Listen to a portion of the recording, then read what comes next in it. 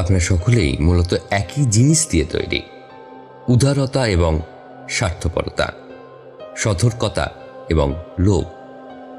কথাই আছে, লালসা ও লোভ মানুষের কষ্টের কারণ। তাই লোভকে কখনো করুণার চেয়ে শক্তিশালী হতে দেওয়া উচিত নয়। আমাদের আজকের গল্প এক জমিদার বাড়িকে কেন্দ্র করে, যার অভ্যন্তরে লুকিয়ে আছে এমন এক অজানা ইতিহাস যা শুনলে হয়তো আপনার রক্ত হিম হয়ে যেতে পারে। না থাক, আর বেশি কথা নয়, শুরু করছি আমাদের আজকের বিশেষ নিবেদন। লেখক সূর্য মাইতির কলমে গ্রাম বাংলার হাড় হিম করা এক গল্প, বলি।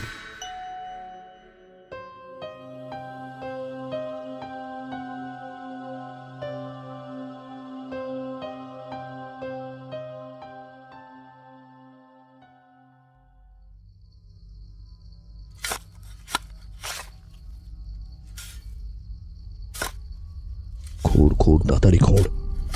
আজ রাতের মধ্যেই এই গুপ্ত কক্ষ নির্মাণের কাজ শেষ করতে হবে।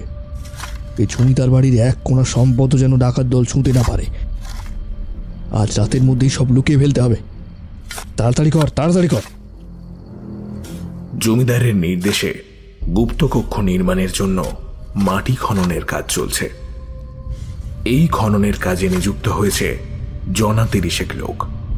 অন্ধকারে কাউকে স্পষ্টভাবে দেখা যাচ্ছে না। হঠাৎ কোন একটা ধাতব জিনিসে আঘাত লাগায় ঠং করে একটা শব্দ হলো। সেই শব্দেই চমকে ওঠে উপস্থিত সকলেই। শব্দের উৎসস্থলের আরো গভীরে খুঁড়তেই প্রথমেই হিসির শব্দে মাটির তলা থেকে উঠে এলো এক প্রকাণ্ড কালো কুচকুচে সাপ। সে অন্ধকার কুঠুরিতেও চকচক করছে তার শরীর। সাপটির প্রকাণ্ড ফনা গর্জনে ভয়ে ঠিকরে পিছিয়ে গেল সবাই। কিছুক্ষণ স্থির থাকার পর সাপটা নিজে থেকেই সেখান থেকে সরে গেল। সাপ সেখান থেকে সরে যেতেই চোখে ধাঁধা লেগে গেল ঘরা ভর্তি মোহরের প্রতিফলিত আলোয়। সেই ঘরা ভর্তি মোহরের দিকে তাকিয়ে সবার চোখ লোভে ঝকঝকিয়ে উঠল। কিন্তু না, এই অনাহুত সম্পত্তির একটি কণাও তারা কেউ পাবে না। সকলের ভাব বুঝতে পেরে জমিদার গম্ভীর গলায় গর্জে উঠলেন, কি হলো? কি দেখছিস এমন করে তোরা? তাকিয়ে না থেকে তুলে আন, তাড়াতাড়ি কলসিটা তুলে আন। জমিদার এমন ভাবে কথাটা বলল যেন সে আগে থেকেই জানতো এখানেই ঘরা ভর্তি মোহর পাওয়া যাবে। কিন্তু আসল কথা তো এটাই যে গুপ্তধনের হদিশ হঠাৎ করেই পাওয়া যায়। কলসিটি বেশ ভারী, তাই জন্যই গর্ত থেকে কলসিটি তুলতে লোকগুলোকে বেশ কসরত করতে হলো। কলসিটা উঠে আসতেই মাটির নিচে কলসিটা যেখানে ছিল ঠিক পাশের জায়গাতেই সাদা মতো কিছু একটা দেখা গেল। একজন বলল, ওটা কি দেখা যাচ্ছে গো কর্তা? সেটা আমি কি করে জানবো মূর্খের দল? চুপচাপ দাঁড়িয়ে না থেকে তুলে আন জিনিসটা। অজানা সেই বস্তুটা তুলে আনা হলো সেখান থেকে। কৌতূহলী দৃষ্টি নিয়ে সবাই চেয়ে থাকলো সেইটার দিকে। একটা মূর্তি, পাথরে খোদাই করা একটা মূর্তি। মূর্তির গায়ে লেগে থাকা মাটি ঝেড়ে ফেলতেই দেখা গেল অদ্ভুত একটা ব্যাপার। মূর্তিটা আর সাধারণ 5টা মূর্তির মতো নয়। এই মুহূর্তে মূর্তিটার যে বৈশিষ্ট্য লক্ষ্য করা যাচ্ছে তাতে দেবীর ডান পা মহাকাল শিবের বুকে আর বাম পা বিরূপাক্ষ ভৈরবের মস্তকের ওপর স্থান পেয়েছে। দেবী বস্ত্রহীনা উলঙ্গিনী, কোমরে লজ্জা নিবারণ করছে নরহস্ত, গলায় নরমুণ্ডের মালা। দেবী দ্বিভুজা, ডান হাতে খড়গ আর বাম হাতে নরকপাল। দেবী ত্রিনয়নী, গাত্রবর্ণ সম্পূর্ণ সাদা। এক অনন্য অপরূপ ভয়ঙ্করী রূপ। উপস্থিত কেউই এর আগে এমন মূর্তি কখনোই দেখেনি, তাই জন্যই সবার মুখে এক অজানা বিস্ময় ফুটে উঠেছে। সবার চোখে মুখেই প্রশ্নের ছাপ স্পষ্টতই লক্ষ্য করা যাচ্ছে।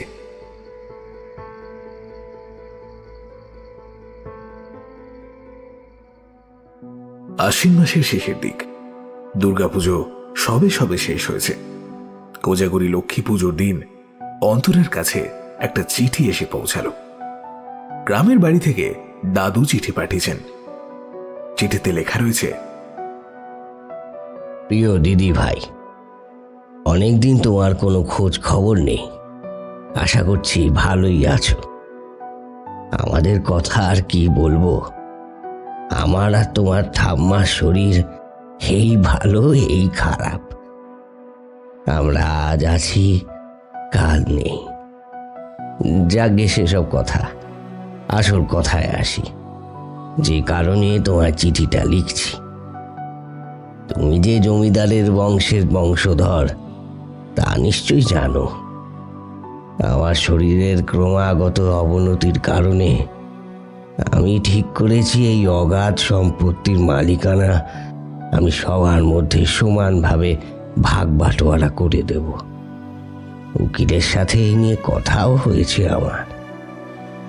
আরও একটা ব্যাপার নিয়ে বেশ কিছুদিন ধরে চিন্তিত রয়েছি। আমার বাবা মারা যাওয়ার সময় আমাকে বলে গিয়েছিলেন আমাদের এই জমিদার বাড়িতে নাকি গুপ্তধন রয়েছে, কিন্তু তা কোথায় রয়েছে, কিভাবে রয়েছে তা কিছুই বলে যাননি। আমার কোনোদিন প্রয়োজনও পড়েনি, তাই আমি সেসব নিয়ে মাথাও ঘামাইনি কোনোদিন। এখানে কথা অপ্রাসঙ্গিক জানি, তবুও বললাম। আর আমাদের পরিবারে পূর্বপুরুষ থেকে বাৎসরিক কালী পুজোর চল রয়েছে, হয়তো তুমি শুনে থাকবে। তোমার কাকা জ্যাঠা সবাইকেই সামনের কালী পুজো উপলক্ষে গ্রামের বাড়িতে উপস্থিত থাকার জন্য চিঠি পাঠানো হয়েছে। তোমাকেও পাঠালাম, আশা করছি তুমিও আসবে। আমি তোমার অপেক্ষায় থাকব। এটি তোমার দাদু দীনেশ নারায়ণ রায়। চিঠিটা পেয়ে অন্তরের খুব মন খারাপ করলো। সত্যি কতদিন হয়ে গেল দাদু ঠাকুমাকে দেখেনি সে। সেই কোন ছোটবেলায় চাকরি সূত্রে ওর বাবার কলকাতায় বদলি হয়ে যাওয়ায় ওরা প্রত্যেকেই কলকাতায় চলে আসে। সেই থেকে ওরা কলকাতারই পাকাপাকি বাসিন্দা হয়ে যায়। কিন্তু এখন মা বাবা কেউই নেই। 1 বছর আগে একটা বড় অ্যাক্সিডেন্টে তার মা বাবা দুজনকেই সে হারায়। তারপর থেকেই অন্তরা একাই থাকে এই বাড়িতে। তাছাড়াও আরো একটা কারণ অবশ্যই রয়েছে অন্তরার গ্রামের বাড়িতে যাওয়ার। ওই গুপ্তধনের জন্য চাপা কৌতূহলটা, সেটা তো আর ছেড়ে ফেলা যায় না। হ্যালো, হ্যাঁ সৌমেনদা। হ্যাঁ অন্তরা, বলো। শোনো না, একটা খবর আছে। খবর? কি খবর? আমি আমার গ্রামের বাড়ি যাচ্ছি, নদিয়াতে। হঠাৎ গ্রামের বাড়ি? তাছাড়া তোমার গ্রামের বাড়ি সম্বন্ধে এর আগে তো কখনো শুনিনি। আমার তো গ্রামের বাড়ি যাওয়াই হয় না।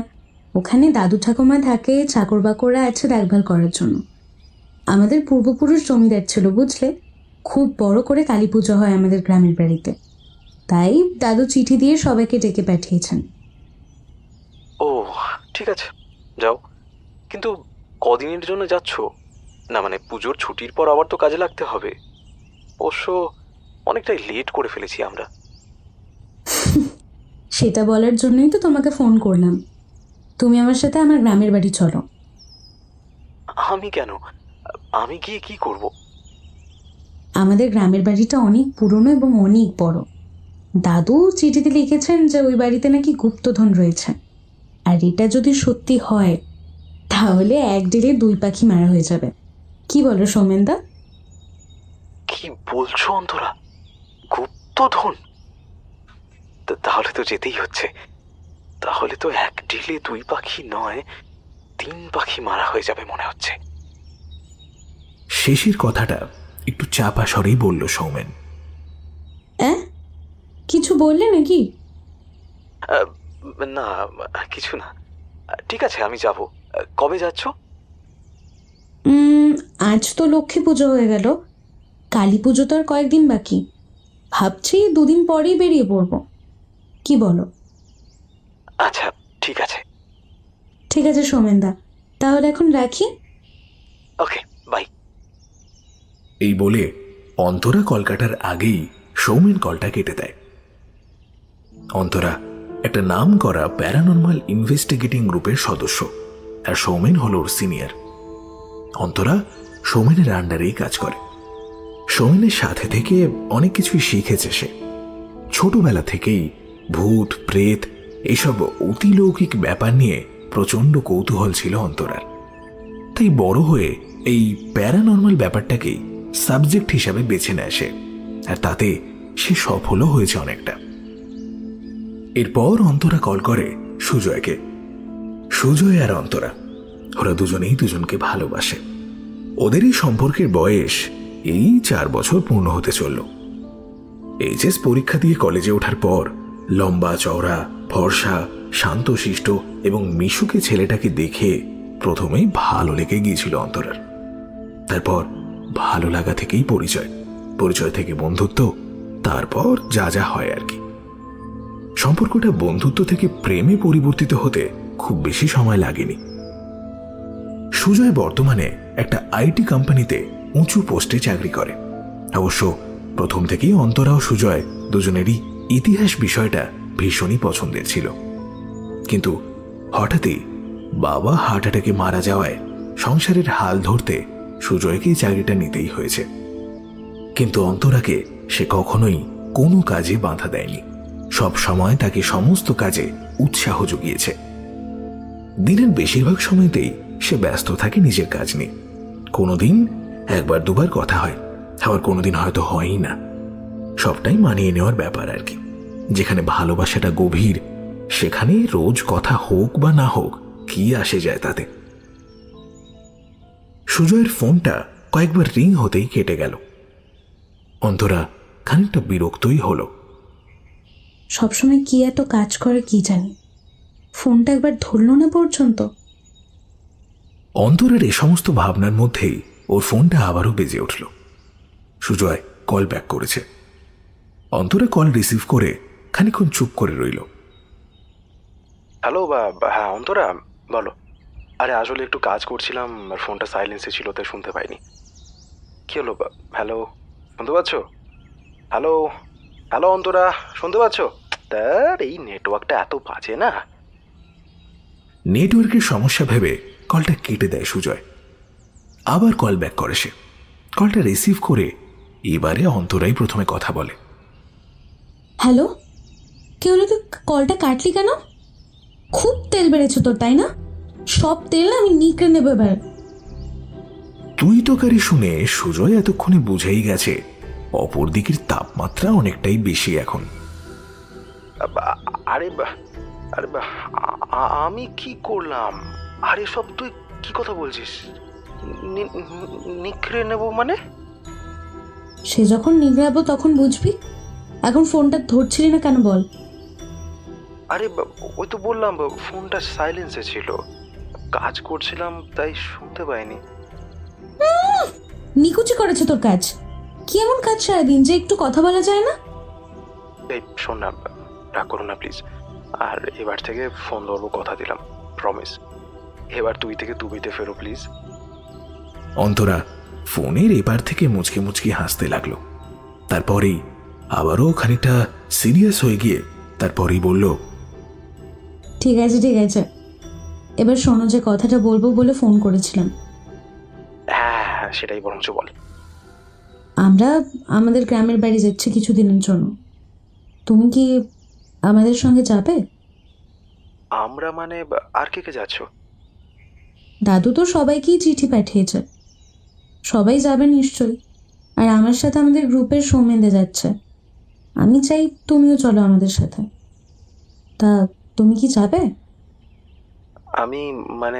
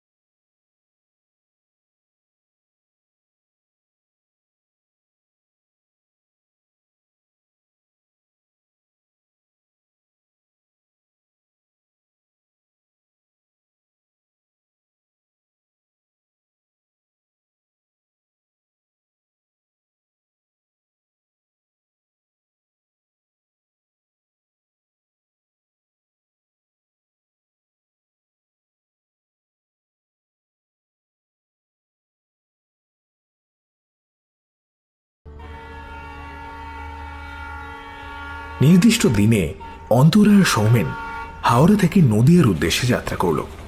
ট্রেনে মাত্র কয়েক ঘন্টার জার্নি। অনেক দিন পর গ্রাম্য পরিবেশে যাচ্ছে, এটা ভাবতেই একটা চাপা উত্তেজনা কাজ করছে অন্তরার মধ্যে। জানলার ধারে সিটে বসে থাকা অন্তরার লম্বা খোলা চুলগুলো হাওয়ায় উড়ছিল। মুখোমুখি বসে থাকা সৌমেন সেই দিকে এক দৃষ্টে তাকিয়েছিল। এই মুহূর্তে অন্তরাকে দেখতে কি অপূর্বই না লাগছে। এমন দৃশ্য দেখে চোখ ফেরানো সত্যিই মুশকিল। সৌমেনের জায়গায় অন্য কেউ থাকলেও তারও হয়তো এমনটাই হতো। কি হলো সৌমেনদা, কি দেখছো এমন করে? অন্তরার কথায় সম্বিত ফেরে সৌমেনের। হামতা হামতা করে সে বলে, কই কিছু না তো। জানলার বাইরের প্রাকৃতিক মনোরম দৃশ্য উপভোগ করতে করতে ওরা দুজনেই এসে পৌঁছল ওদের গন্তব্য মাঝদিয়া স্টেশনে। রেল ব্রিজের নিচ দিয়ে সশব্দে বয়ে চলেছে নদী। একটি নয়, তিনটি নদীর সঙ্গমস্থল। ইছামতি নদী পথ খুঁজেছে এখান থেকেই। বাংলাদেশ আর ভারতের সংযোগ স্থাপনকারী নদী এই ইছামতি। এই দৃশ্য দেখে চোখ যেন জড়িয়ে যায়। নদী রূপের এই অপরূপ দৃশ্য ক্যামেরাবন্দি করতে লাগলো সৌমেন। এরপরেই ওরা রওনা দিল কৃষ্ণগঞ্জের উদ্দেশ্যে। স্টেশন থেকে টোটোয় করে 20 মিনিট আসার পর টোটো এসে থামল একটা বনেদি বাড়ির সামনে। পুরনো আমলের দালান বাড়ি।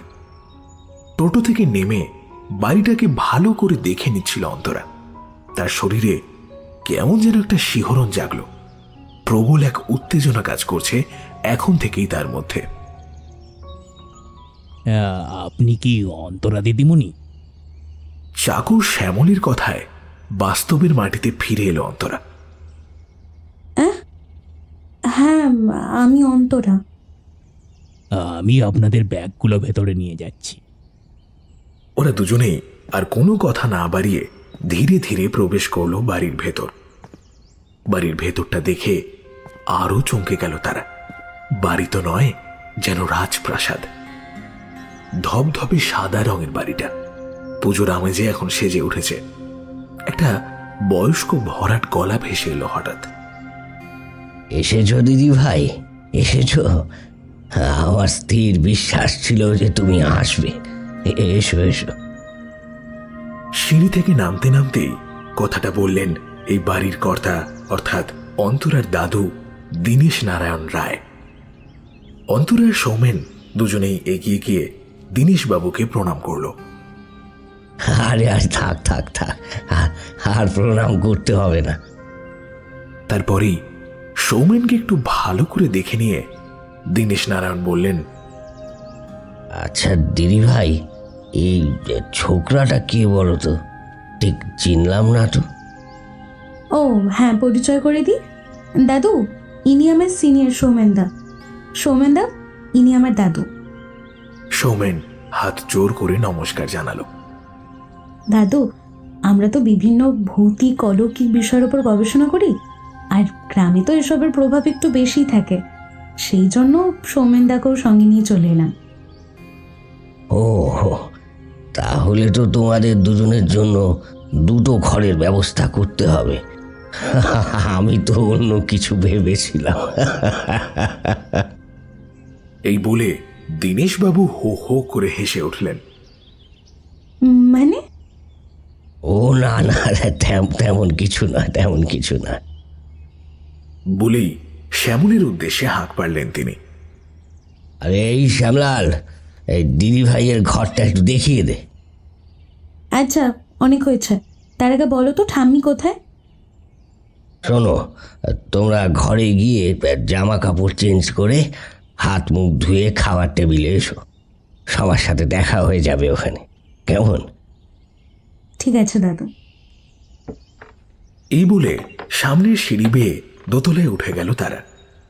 দোতলায় পাশাপাশি দুটো রুম, ওদের দুজনের জন্য বরাদ্দ করা হয়েছে ওগুলোই। তাড়াতাড়ি ফ্রেশ হয়ে নিচে নেমে এলো ওরা। নিচে এসে দেখল সবাই সেখানেই উপস্থিত হয়েছে। অন্তরের ঠাকুমা সরলা দেবী এগিয়ে এসে বললেন, একদিনও কি আমাদের এই বুড়ো বুড়ির কথা মনে পড়তে নেই দিদি ভাই?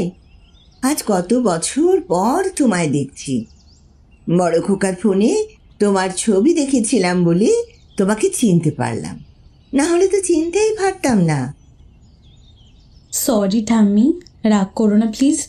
কাজে কাজে না সময় চলে যায়, আমাকে তো একাই সব দিকটা সামলাতে হয় বলো। সরলা দেবীর চোখের কোণ জলের ভারে টলটলিয়ে উঠল।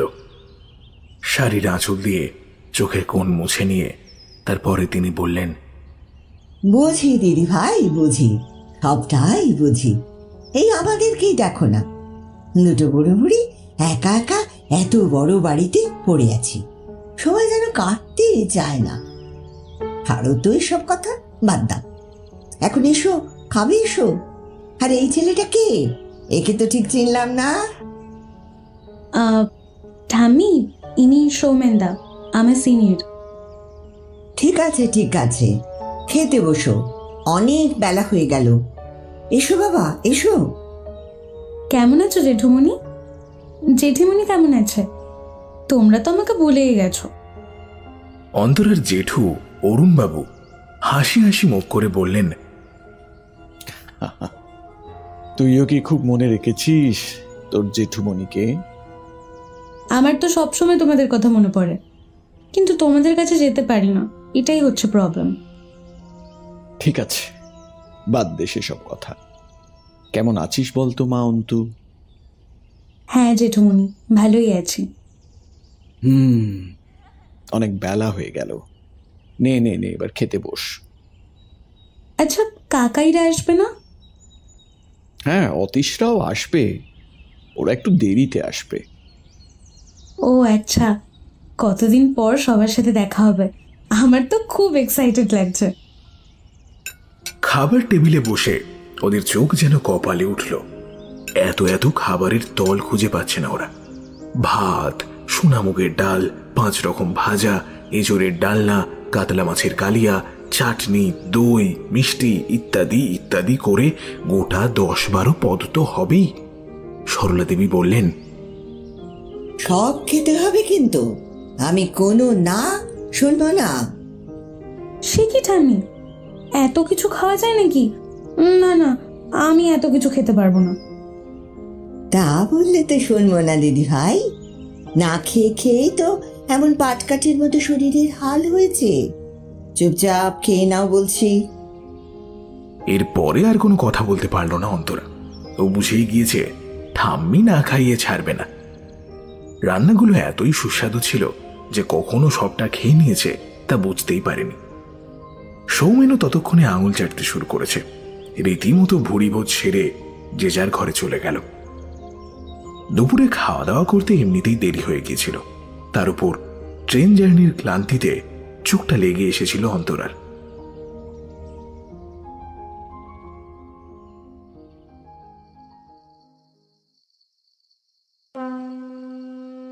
কখন যে ঘুমিয়েছে আর কতক্ষণ যে ঘুমিয়েছে সে জানতই না। ঘুমটা ভাঙল শঙ্খ ঘণ্টার আওয়াজে। ঘুম ভেঙে সে দেখল গোধূলির আলো নিভে গিয়ে সন্ধ্যা নেমেছে। হঠাৎ দরজায় টোকা পড়ল। দরজার ওপার থেকে সৌমিলের কণ্ঠস্বর ভেসে এলো, অন্তরা, এই অন্তরা, ঘুমাচ্ছ নাকি? অন্তরা বিছানা থেকে নেমে দরজা খুলে দিল। হাই তুলতে তুলতে বলল, হ্যাঁ সৌমদা বলো, কি হয়েছে গো, এমন করে ডাকছো কেন? আমার চোখটা একটু লেগে গিয়েছিল আর কি। আরে হ্যাঁ, সেটাই তো, আমারও একই হাল। আচ্ছা, এই বাড়ি থেকে কোনো প্রতিষ্ঠিত মন্দির তলি রয়েছে নাকি? অনেকক্ষণ ধরেই শুনছি ওই কাঁসর ঘন্টা বেজে চলেছে। আরে আমি তো সেই কোন ছোটবেলায় বাড়ি থেকে চলে গেছি, তারপর 1-2 বার এসেছি হয়তো, কিন্তু তেমন কিছু তো মনে পড়ে না। প্রতিষ্ঠিত একটা মন্দির রয়েছে বোধহয়, চলো নিচে গিয়ে দেখে আসি। ওরা দুজনে নিচে নেমে এলো। বাড়ির পশ্চিম দিক থেকে শঙ্খ ঘণ্টার আওয়াজটা ভেসে আসছে। শব্দ লক্ষ্য করেই ওরা সেই দিকেই এগিয়ে গেল। এসে পৌঁছল রায়বাড়ির ঠাকুর দালানে। ততক্ষণে ঠাকুর মশাই আরতি শুরু করেছেন। অন্যান্য তীর্থ মন্দিরের মতোই পরিপাটি করে সাজানো এই মন্দির দেখে ওরা বেশ কিছুটা অবাক হয়েছে। ওরা আরো খানিকটা অবাক হলো মন্দিরে অধিষ্ঠিত দেবীকে দেখে। মন্দিরে অধিষ্ঠিত এ কোন দেবী? এমন কোন দেবী তো আগে ওরা কেউই দেখেনি। দেবীর এ কেমন রূপ? সৌমেনের মুখ থেকে অস্ফুটেই বেরিয়ে এলো একটা শব্দ, সাদা কালী। হ্যাঁ, শ্বেতকালী বলে উঠলেন বৃদ্ধ দীনেশ নারায়ণ রায়। আমাদের পূর্বপুরুষের প্রতিষ্ঠিত এই দেবী বছরের পর বছর আমাদের এই পরিবারকে রক্ষা করে আসছেন মা। কিন্তু দাদু, শীতকালী বলে কোনো দেবী আছে বলে তো আগে জানতাম না। অন্তরার কথায় দীনেশবাবু একটু হেসে বললেন, শুধু তুমি কেন দিদি ভাই, পৃথিবীর অনেকেই জানে না এই দেবীর সম্পর্কে। এ দেবীর আবির্ভাবের কি সত্যি কোনো বিশেষ কারণ আছে, মানে যা আপনাদের পরিবারের সঙ্গে যুক্ত? সৌমেনের কথার উত্তরে দীনেশবাবু একটু ভেবে বললেন, কারণ তো আছেই। হ্যাঁ, তাকে বিশেষ বলা চলে। আর সেই বিশেষ কারণে আলো ও অন্ধকারের মাঝে বাস করছেন মা শ্বেতকালী। পাপকে তিনি প্রশ্রয় দেন না এবং পাপী কেউ নয়। এই বলে হাত জোর করে মাথায় ঠেকিয়ে মায়ের উদ্দেশ্যে প্রণাম জানালেন দীনেশবাবু। আরতি শেষ হয়েছে, এসো এসো, শান্তির জল নেবে এসো।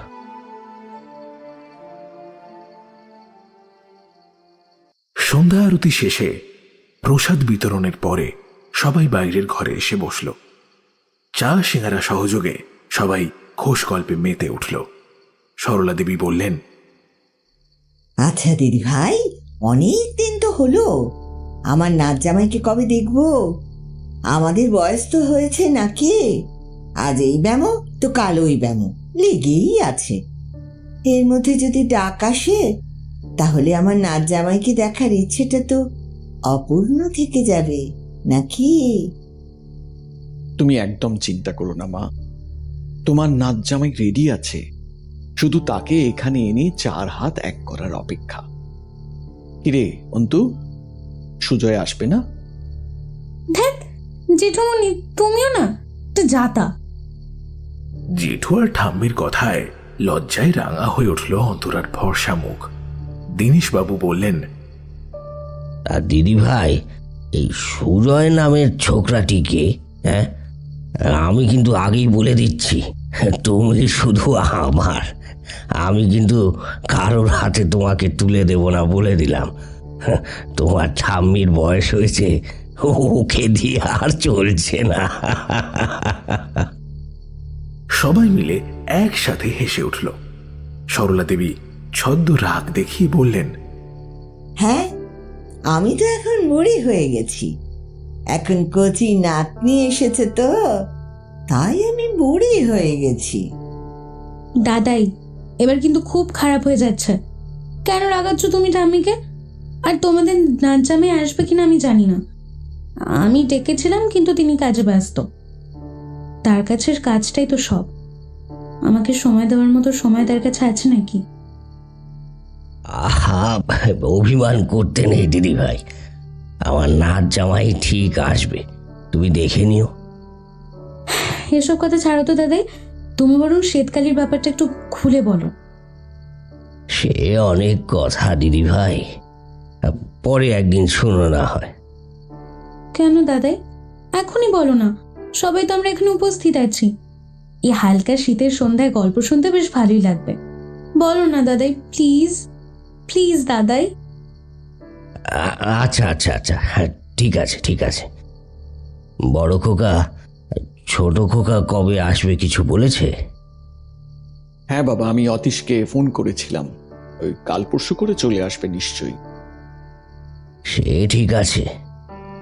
আসলে এই ব্যাপারটা নিয়ে আমি তোমাদের সাথেও এর আগে কোনোদিন কোনো আলোচনা করিনি। বাড়ির সবাই একসাথে উপস্থিত থাকলেই ভালো হতো, এই আর কি। যাকগে, যখন তোমরা এত করে বলছো তাহলে শোনো। এই বলে গরম চায়ে একটা বড় চুমুক দিয়ে দীনেশবাবু বলতে আরম্ভ করলেন। তোমাদের যে ঘটনা আমি বলতে চলেছি তাই পরিবারেরই অতীতের এক কলঙ্কিত কাহিনী। আজ থেকে অনেক বছর আগের কথা।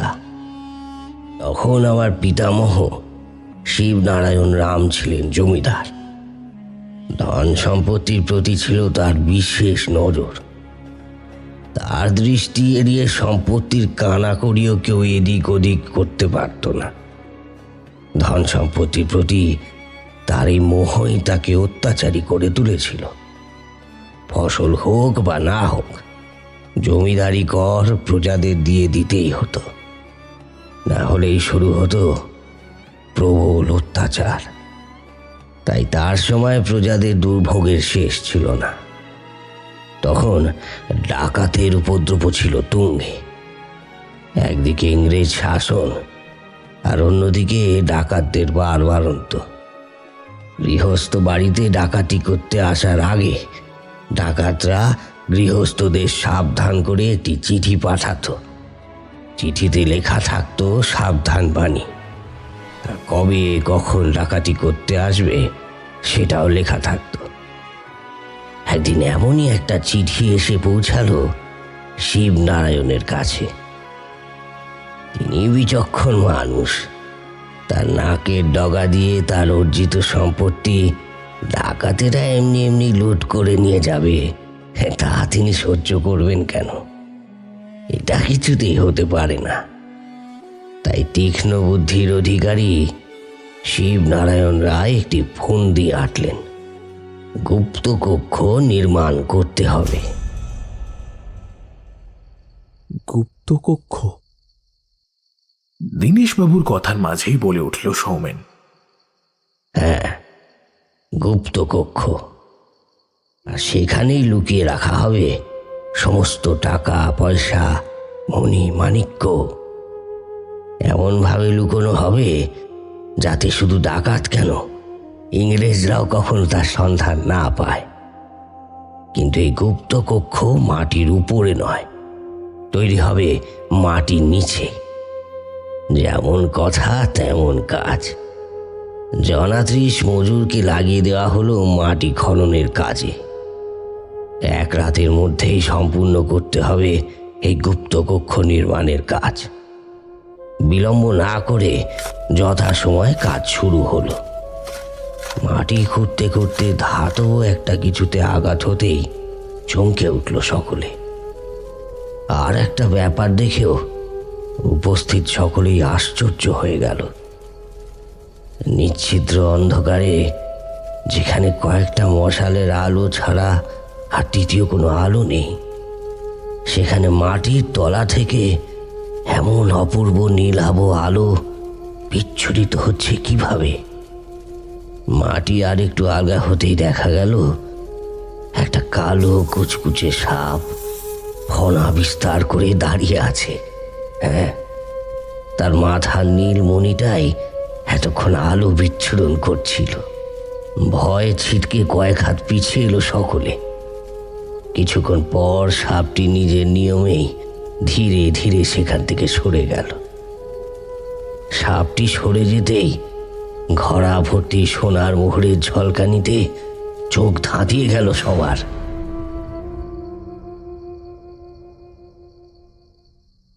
তার মানে গুপ্তধন? একটু একেবারে কেঁচো করতে গিয়ে কেউটে বেরিয়ে আসার মতো ব্যাপার। হ্যাঁ, কিছুটা তেমনই ঘটনা দিদি ভাই। হ্যাঁ, কিন্তু এর সাথে শীতকালের কি সম্পর্ক? প্রশ্নটা এলো সৌমেনের দিক থেকে। সেটা পুরোটা শুনলেই বুঝতে পারবে। এবারে সবাই চুপ হয়ে গেল। দীনেশ নারায়ণ আবার বলতে শুরু করলেন। ঘড়া ভর্তি মোহর উপরে উঠে আসতেই মোহরের ঘড়ার পাশেই দেখা গেল সাদা রঙের কোনো এক বস্তুকে। বস্তুটি হাতে নাগালে আসতেই বোঝা গেল সেটা কোনো সাধারণ বস্তু নয়, সেটি একটি মূর্তি। শুধু মূর্তি বললে ভুল হবে। এক অকল্পনীয় অদ্ভুত এক দেবী মূর্তি, যা এর আগে তাদের মধ্যে কেউ কখনো দেখেনি। দেবীর ডান পা মহাকাল শিবের বুকে, আর বাম পা বিরূপাক্ষ ভৈরবের মস্তকে স্থান পেয়েছে। দেবী বস্ত্রহীনা উলঙ্কিনী, কোমরে লজ্জা নিবারণ করছে নরহস্ত, গলায় নরমুণ্ডের মালা। দেবী দ্বিভুজা, ডান হাতে খড়গ আর বাম হাতে নর কপাল। দেবী ত্রিনয়নী, গাত্রবর্ণ সম্পূর্ণ সাদা, কিন্তু সাধারণত আমরা কালীর জিহ্বা প্রসারিত থাকতে দেখি। এখানে কিন্তু দেবীর জিহ্বা প্রসারিত নয়, এক অনন্য অপরূপ ভয়ঙ্করী রূপ। জমিদার শিবনারায়ণ রায় বিচলিত হয়ে উঠলেন। গুপ্তধনের সাথে এমন অদ্ভুত মূর্তির সন্ধান পেয়ে ডাকাতের হাত থেকে সম্পত্তি রক্ষার ব্যাপারটা মাথা থেকে একেবারে বেরিয়ে গেল। সেই রাতেই তৎক্ষণাৎ জমিদার বাড়ির কুলপুরোহিতকে জরুরি তলব করা হলো। সেই মূর্তি দেখে পুঁথি ঘেঁটে তিনি বললেন, এই মূর্তি কোনো সাধারণ মূর্তি নয়। সাধারণ গিয়ে এই দেবীর পুজো কখনো হয়েছে কিনা তা নিয়ে আমার যথেষ্ট সন্দেহ রয়েছে। কিন্তু কিন্তু কে দেবী ঠাকুরমশাই? শ্বেতকালী। শ্বেতকালী? এ কেমন দেবী ঠাকুরমশাই? এ দেবীর নাম তো আগে কখনো শুনিনি। না দেখাটাই স্বাভাবিক জমিদার মশাই। দেবী স্বয়ং দেখা দিয়েছেন, তাই দেখতে পেয়েছেন, নইলে দেখবেন কি করে। তাহলে এখন কি করণীয় ঠাকুরমশাই? দেবী স্বয়ং যখন একবার দেখা দিয়েছেন তখন তার পুজো তো করতেই হবে জমিদার মশাই। আর আপনি সম্পত্তি নিরাপত্তা নিয়ে চিন্তিত ছিলেন, তাই না? আমার মনে হয় চিন্তার আর কোনো কারণ নেই। মা স্বয়ং এসেছেন এই চিন্তার অবসান ঘটাতে। কিন্তু ঠাকুরমশাই, ডাকাতরা তো আগামীকালই আসবে বলছে। তাহলে পুজোর অবকাশ কোথায়? পুজো করে যতক্ষণে আমি থিত হব তার আগেই তো আমার সমস্ত ধনসম্পত্তি লুটে নিয়ে যাবে। আগামীকাল অমাবস্যা, আগামীকালই দেবীকে তন্ত্রমতে প্রতিষ্ঠা করার উপযুক্ত দিন। তন্ত্রমন্ত্রে? এতে অবাক হওয়ার কিছু নেই জমিদার মশাই। আমার বাবা সিদ্ধতান্ত্রিক ছিলেন, আমিও সেই সূত্রে বাবার থেকে তন্ত্র শিক্ষা নিয়েছিলাম, তাই আমারও তন্ত্রজ্ঞান কিছু কম নয়। না না ঠাকুরমশাই, সে আপনার যা করার আপনি করুন, তাতে আমার কোনো আপত্তি নেই। কিন্তু আমার ধনসম্পত্তি এখন কি হবে? আমি সেটাই ভাবছি। আমার এই বিপুল ধনসম্পত্তি আমি কিছুতেই ডাকাতদের হাতে যেতে দেবো না। না না না, কিছুতেই না, কিছুতেই না। এর জন্য চিন্তা কি? গুপ্তকক্ষ তো আপনি খুঁজে পেয়েছেন, সেদিকেই মাটি খুঁড়ে আপনি আপনার সম্পত্তি লুকিয়ে রাখুন। তারপর তো নিয়ম মেনে দেবী প্রতিষ্ঠা করতে পারলেই দেবী স্বয়ং এই সম্পত্তি রক্ষা করবেন। ঠিক আছে ঠাকুরমশাই, আমি তাহলে তাই করছি। একটা কথা শুনে যান জমিদার মশাই। কি কথা ঠাকুরমশাই? দেবীর প্রতিষ্ঠা কিন্তু এমনি এমনি হবে না, বলি দিতে হবে। বলি দিতে হবে? কিসের বলি ঠাকুরমশাই? নরবলি দিতে হবে জমিদার মশাই। কি বলছেন ঠাকুরমশাই? নরবলি? হ্যাঁ জমিদার মশাই, নরবলি। অমাবস্যার রাতে শ্বেতকালীকে জাগিয়ে তুলতে হলে নরবলি দিতেই হবে। কিন্তু নরবলি কি করে দেব ঠাকুরমশাই? কোথায় পাবো বলির জন্য মানুষ? না না ঠাকুরমশাই, আমি আমার প্রজাদের বলি দিতে পারবো না। আপনি অন্য কোনো উপায় বলুন। আপনি এত চিন্তিত হচ্ছেন কেন জমিদার মশাই? খিদে তো আপনার চিন্তার অবসান হওয়ার কথা। মানে কি বলতে চাইছেন আপনি? এই মুহূর্তে আপনার প্রধান শত্রু কারা? এই মুহূর্তে আমার প্রধান শত্রু তো ডাকাতরা। না জমিদার মশাই, ডাকাতরা তো এখনো আসেইনি। তারা আসবে বলে খবর পাঠিয়েছে মাত্র। এই মুহূর্তে আপনার প্রধান শত্রু তারা যাদেরকে আপনি গুপ্তকক্ষ নির্মাণে সঙ্গে নিয়েছিলেন, কারণ একমাত্র তারাই আপনার গুপ্তকক্ষ চেনে। অর্থাৎ আপনি কি তাহলে বলতে চাইছেন? হ্যাঁ জমিদার মশাই, ওদেরকে বাঁচিয়ে রাখলে আপনার ক্ষতি।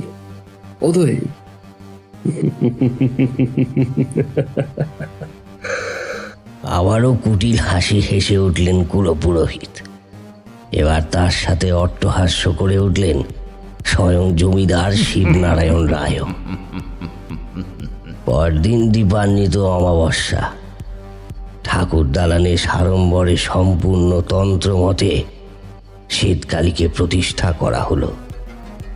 চোখ বেঁধে জোর করে ধরে নিয়ে আসা হলো সেই 30 জন শ্রমিককে, যারা গুপ্তকক্ষ নির্মাণের সাথে ছিল।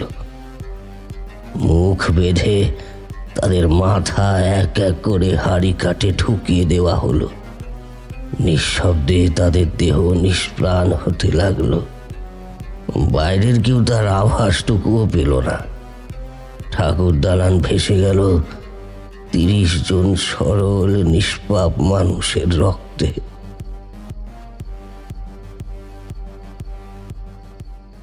ডাকাত কি তাহলে এসেছিল দাদু? অন্তরা প্রশ্ন করল। দীনেশ নারায়ণ একটা দীর্ঘ নিঃশ্বাস ছেড়ে তারপর বললেন,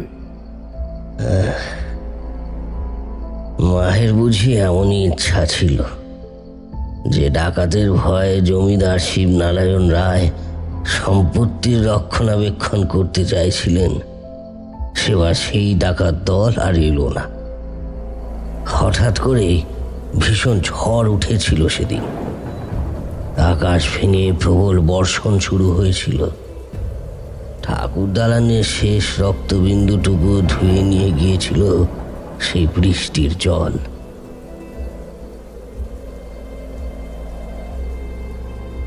আর নয়, অনেক গল্প হয়েছে। রাত হলো অনেক, 9:30 বেজে গেছে। এবার সবাই খাবে, চলো। সরলা দেবী খাওয়ার জন্য তাড়া দিতে লাগলেন। ওটা আমি আর একটু শুনি না গো। এভাবে রহস্যের গোড়ে এসে থেমে গেলে ভালো লাগে বলো? আর একটু পরে খাবো। না না দিদি ভাই, এই বাড়িতে কেউ বেশি রাত করে না। সবার জন্য এই বাড়িতে নিয়ম এক। সেই নিয়ম তোমাদের সবাইকে মানতে হবে দিদি ভাই। তাই অনিচ্ছা সত্ত্বেও সবাইকেই খেতে যেতে হলো।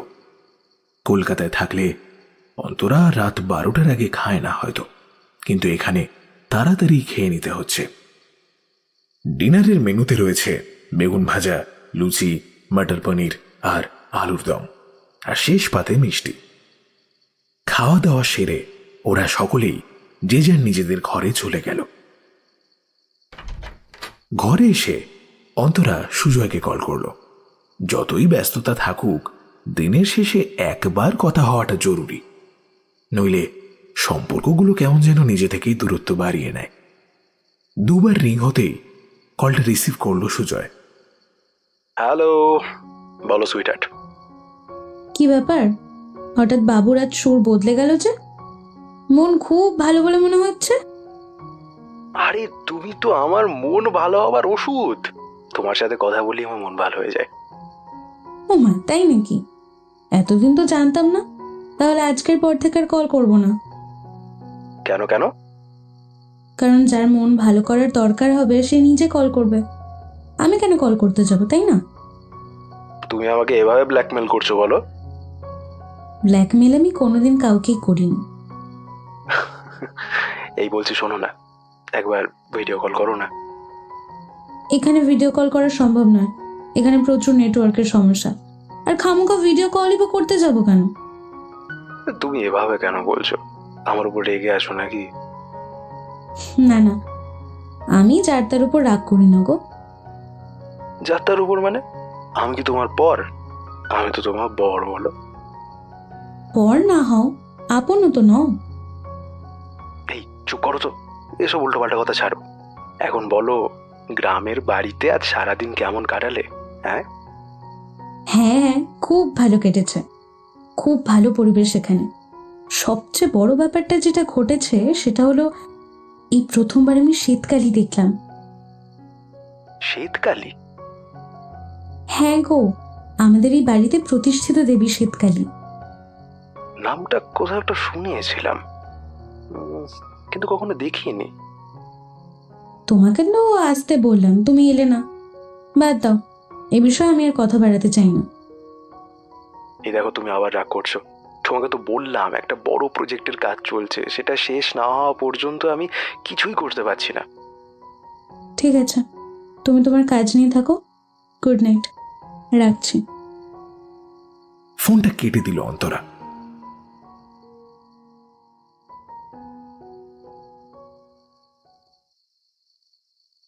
রাত বেশ খানিকটা গভীর হয়েছে, কিন্তু নতুন জায়গা, তাই জন্যই ঘুম আসতে চাইছে না অন্তরার। তাই জন্যই সে ঘরের মধ্যেই পায়চারি করতে করতে কিছু একটা ভাবছিল। এমন সময় একটা শব্দ তার কানে ভেসে এলো। অন্তরা কান পেতে শুনল শব্দটা আসছে বারান্দার দিক থেকে। নূপুর পরা পায়ের ছম ছম শব্দ। কিন্তু যতক্ষণে অন্তরা ঘরের দরজা খুলে বারান্দায় এলো, ততক্ষণে শব্দটা মিলিয়ে গেছে। অন্তরা ব্যাপারটা বোঝার চেষ্টা করছে। এমন সময়তেই পাশের ঘর থেকে সৌমেন বেরিয়ে এলো। এ কি অন্তরা, তুমি এত রাতে বারান্দায় কি করছো? ঘুমোওনি এখনো? না গো সৌমেনদা, ঘুম আসছে না। হ্যাঁ, ঠিকই বলেছ, আমারও ঘুম আসছে না। ও, তার মানে তুমিও জেগেছিলে? তাহলে তুমিও কি শব্দটা শুনেছ? কোন শব্দের কথা বলছো বলো তো? এই যে একটু আগে নূপুরের ছমছম শব্দ হচ্ছিল না? না তো, আমি তো কোনো শব্দ শুনিনি। ও, তুমি শোনোনি? তাহলে কি আমার মনের ভুল? হ্যাঁ, তা হতেও পারে। যাই হোক, ঘুমিয়ে পড়ো, ও সব ঠিক হয়ে যাবে। যাও যাও, ঘরে যাও, অনেক রাত হলো।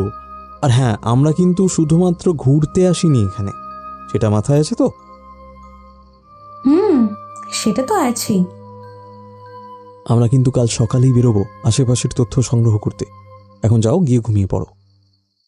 হ্যাঁ, যাচ্ছি। তুমি ঘুমিয়ে পড়ো সৌমেনদা। ভোর রাতে কখন চোখে ঘুম নেমে এসেছিল তা অন্তরা জানে না। যখন ঘুম ভাঙল, তখন সকালের উদীয়মান সূর্য তার প্রথম আলো ছড়িয়ে মাথার উপর উঠে গিয়েছে। অন্তরা ফ্রেশ হয়ে নিচে নেমে এসে দেখল সৌমেন তার আগেই নিচে নেমে এসে চা সহযোগে বাড়ির লোকেদের সাথে খাস গল্প জুড়ে দিয়েছে। তাকে নেমে আসতে দেখে দীনেশবাবু বললেন, ঘুম ঠিকঠাক হয়েছে তো দিদি ভাই? রাতে ঘুম না আসলেও ভোরের দিকে ঘুমটা ভালোই হয়েছে দা ভাই।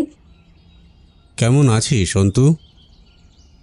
পাশ থেকে একটা অন্য গলার শব্দ শুনে ফিরে তাকালো অন্তরা। তারপর আনন্দ আর বিস্ময়ের সাথে বলে উঠল, ছোটকা তুমি? কিন্তু তোমার তো আগামীকাল আসার কথা ছিল, তাই না? অসিতবাবু হাসতে হাসতে বললেন, আমার আগামীকাল আসার কথা ছিল, এটা সবাই জানতো, কিন্তু আমি জানতাম আমি আজ আসব। কাকি আর পল্টু কোথায়? ওরা আসেনি? হ্যাঁ হ্যাঁ, এসেছে। আসলে এতটা জার্নি করে এলো তো, তাই ঘুমিয়ে পড়েছে। ঘুম ভাঙলেই দেখতে পাবি। আর সৌমেনদা, তুমি এখানে বসে কি করছো? এই একটু গল্প করছিলাম আর কি। গল্প করছে মানে? কাল রাতে যে বললে আজ বেরোবে, সে কথা মনে নেই বুঝি? মনে থাকবে না কেন, আমার সব মনে আছে। কিন্তু তুমিই তো এখন এই ঘুম থেকে উঠলে। ঠিক আছে, আমি তো রেডি। তাহলে এখন চলো, যাওয়া যাক। হ্যাঁ, আমিও রেডি, চলো যাওয়া যাক। সরলা দেবী টেবিলে খাবার সাজাতে সাজাতেই বললেন, যেখানে যাবে যাও, কিন্তু তাড়াতাড়ি ফিরে এসো, তার আগে খাবারটা খেয়ে যেও। হ্যাঁ টাম্মি, খুব খিদে পেয়েছে, দাও না গো খেতে। ব্রেকফাস্ট সেরে ওরা বেরিয়ে পড়ল তথ্য সংগ্রহের উদ্দেশ্যে। গ্রামটা সত্যিই সুন্দর, সবুজে ঘেরা, শান্ত কোমল পরিবেশ। কলকাতার মতো কংক্রিটের শহরে বসবাসকারী হাঁপিয়ে ওঠা ক্লান্ত জীবন এই সবুজের মাঝে যেন তাজা প্রাণ ফিরে পেয়েছে। গ্রামটা ঘুরে অনেকের সাথেই কথা বলল ওরা। খুব বেশি কিছু জানা না গেলেও গ্রামবাসীদের মধ্যে একজন বৃদ্ধ বললেন, রহস্যের ব্যাপারে তো কিছু বলতে পারবো না, অত শত বুঝিও না আমরা। তবে মা শ্বেতকালী বড়ই জাগ্রত, আর ওই রায় বাড়িতে কিছু একটা অভিশাপ রয়েছে, কিন্তু সেটা কি তা আমরা ভালো করে জানি না। আর তেমন বিশেষ কিছুই জানা গেল না গ্রামবাসীদের থেকে। ফিরে আসতে আসতেই অন্তরা বলল, আমার মনে হয় পুরো ব্যাপারটা একমাত্র দাদাই ছাড়া কেউ জানে না, তাই দাদাই বলতে পারবে আসলে কি অভিশাপ রয়েছে এই বাড়ির ওপর। আমারও তাই মনে হয়। বাড়িতে ঢুকতেই বছর 12 পল্টু ওরফে পল্টন ছুটে এসে অন্তরাকে জড়িয়ে ধরল। কি রে অন্তদি, এতক্ষণ কোথায় ছিলি তুই? আরে পল্টু, তুই তুই তো ঘুমোচ্ছিলি, তাই আমি বেরিয়ে গেলাম। বল, কেমন আছিস? আর জিজ্ঞাসা করতে হবে না তোকে, তুই তো আমাকে ভুলেই গেছিস। আরে না না, ভুলবো কেন। ঠিক আছে চল, এখন আমি ফ্রেশ হইনি, পরে অনেক গল্প করব, কেমন? এই বলে অন্তরার সৌমেন দুজনেই দুজনের ঘরের দিকে চলে গেল। তারপর দুপুরের খাওয়া দাওয়া, ঘুম ইত্যাদি নিত্য নৈমিত্তিক কিছু কাজের মাধ্যমে বিকেল গড়িয়ে সন্ধ্যা নামল নিজ নিয়মে। সন্ধ্যা হতেই রায়বাড়ির অধিষ্ঠাত্রী শ্বেতকালীর সন্ধ্যা আরতি শুরু হয়। বাড়ির প্রায় সকলেই সেখানে উপস্থিত। ঠাকুর দালানে উপস্থিত হয়ে একজনকে দেখে অন্তরা বেশ খানিকটা অবাক এবং খুশিও হয়। আরে পলাশ দা, তুই কখন এলি? পলাশ অন্তরার জেঠু অর্থাৎ অরুণবাবুর একমাত্র ছেলে, একমাত্র বোন হিসেবে অন্তরা খুব প্রিয় পলাশের কাছে। সে হাসতে হাসতেই বলল, কেমন সারপ্রাইজ দিলাম বল? খুব বাজে সারপ্রাইজ এটা, জানিস তো। তুই আমাকে আগে বললি না কেন? আর জেঠুমনিও তো কিছু বললো না। তোদের সবার সাথে আড়ি যা, কারোর সাথে কথা বলবো না। বলেই রাগ দেখিয়ে মুখ ফিরিয়ে থাকলো অন্তরা। আরে রাগ করছিস কেন? এই অন্তু, দেখ দেখ, এই দেখ কান ধরছি, আমার ভুল হয়েছে, আর কোনোদিন এরকম হবে না। ঠিক আছে ঠিক আছে, ঢং করতে হবে না।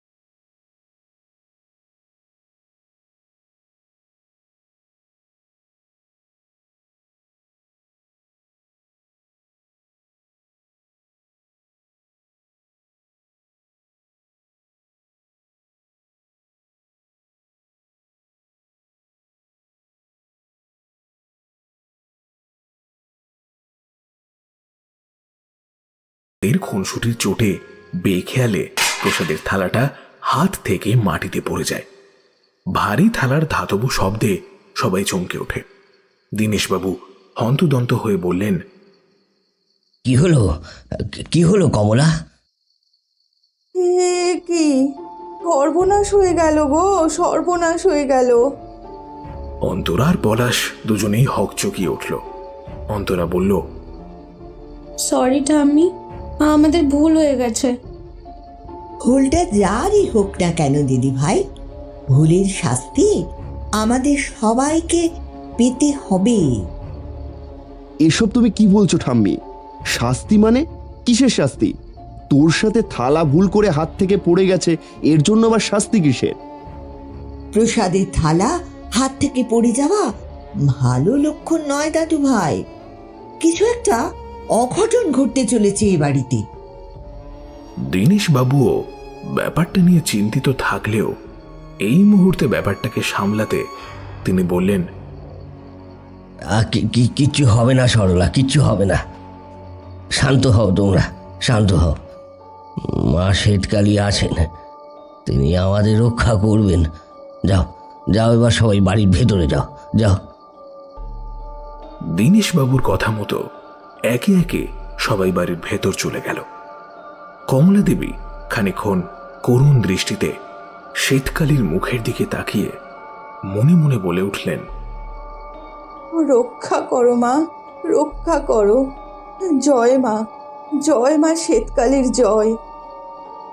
বহু বছর পর আজ রায়বাড়ির সকল সদস্য একসঙ্গে উপস্থিত হয়েছে এক ছাদের তলায়। তাই জন্যই রায়বাড়িতে এক প্রকার আনন্দের ঢেউ বইছে বলা চলে। পুজো শেষে সবাই বসার ঘরে এসে উপস্থিত হয়েছে চায়ের আড্ডায় যোগ দিতে। চায়ে একটা লম্বা চুমুক দিয়ে দীনেশবাবুই বলে উঠলেন, আজ কত বছর পর বাড়িটা গম গম করছে। এমন একটা দিন দেখব বলে কতদিন থেকে অপেক্ষা করছিলাম আমি। এবার আমার চোখ সার্থক হয়েছে। শান্তিতে আমি এবার চোখ বুঝতে পারবো। আহ, এসব কি কথা বলছো তুমি? মুখে যা আসছে তাই বলছো? বিমরতি হয়েছে নাকি তোমার? সরলা দেবী রেগে গিয়ে বললেন। দীনেশবাবু একটু বেশি বললেন, আহা গিন্নি, রাগ করলে চলবে কেন?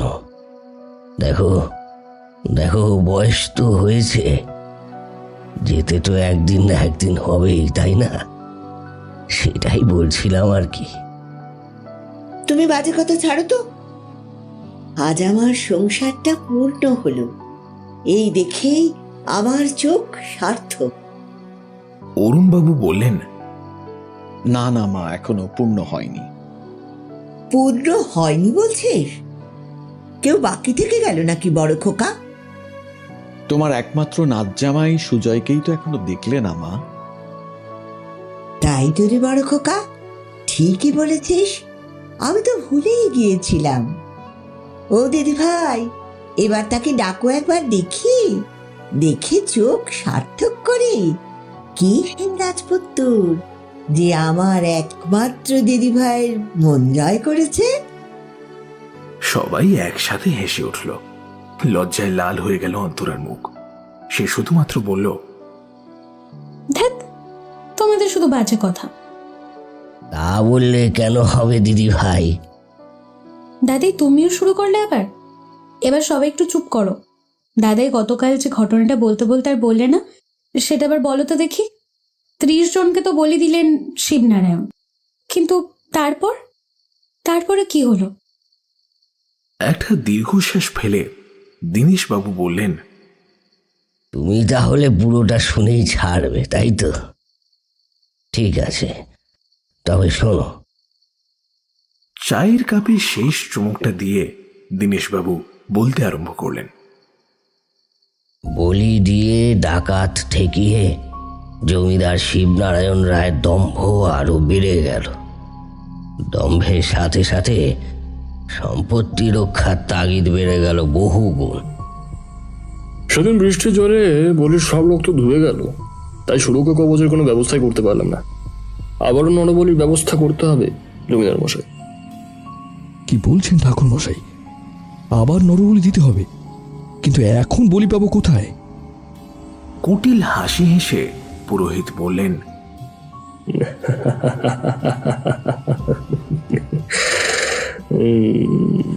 কেন জমিদার মশাই, আপনার শত্রু কি কমতি আছে? মানে কি বলতে চাইছেন আপনি? আপনার ভাই সোমনারায়ণ, তার ছেলে বিজয় নারায়ণ, এরা কি আপনার শত্রু নয়? এরা কি আপনার সম্পত্তিতে ভাগ বসাবে না? হ্যাঁ ঠাকুর মশাই, আপনি ঠিকই বলেছেন, ওরাও আমার সম্পত্তির দখলদার হবে। তাহলে আপনি কি বলতে চাইছেন? হ্যাঁ জমিদার মশাই, মায়ের চরণে বলে দিন আপনার ভাই ও ভাইপোকে। এতে সাপও মরবে, লাঠিও ভাঙবে না।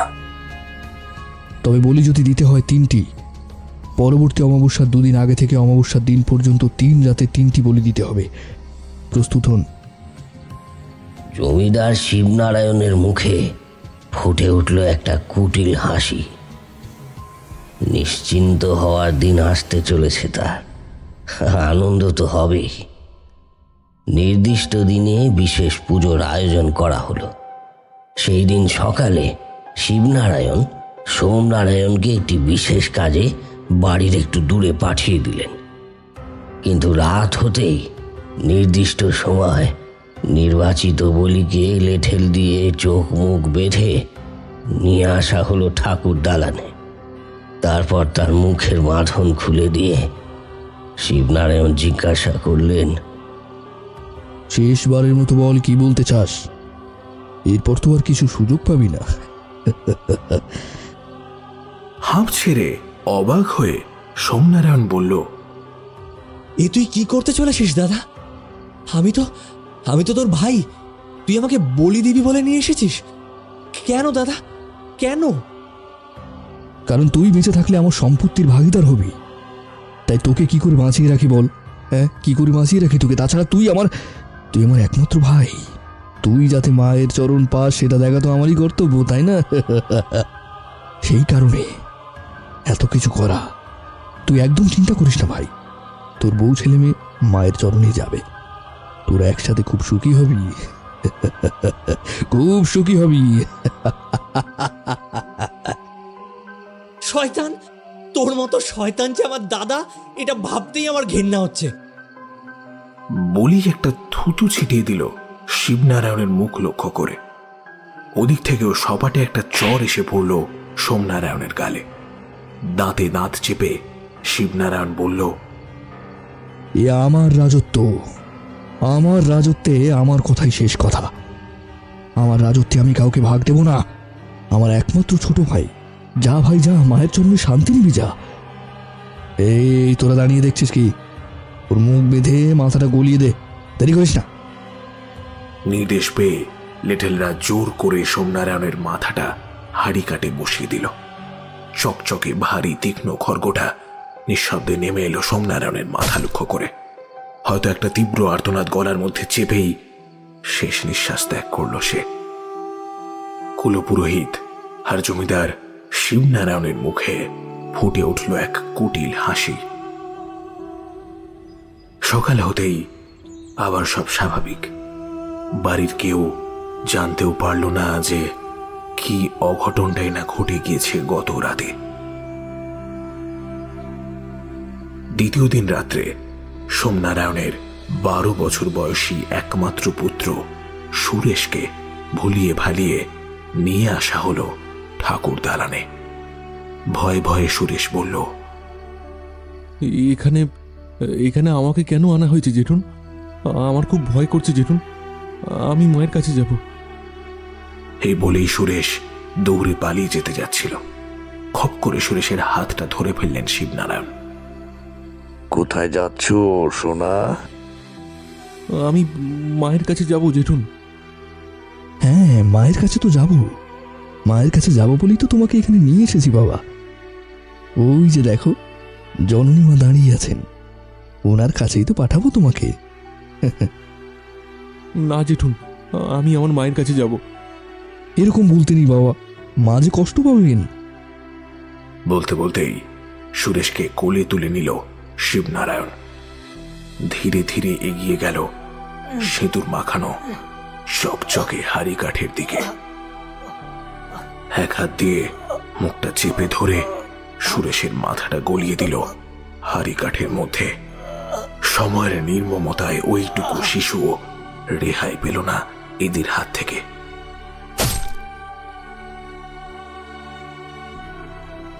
পরের দিনকে হাহাকার করে কান্নার রোল উঠল সমগ্র জমিদার বাড়িতে।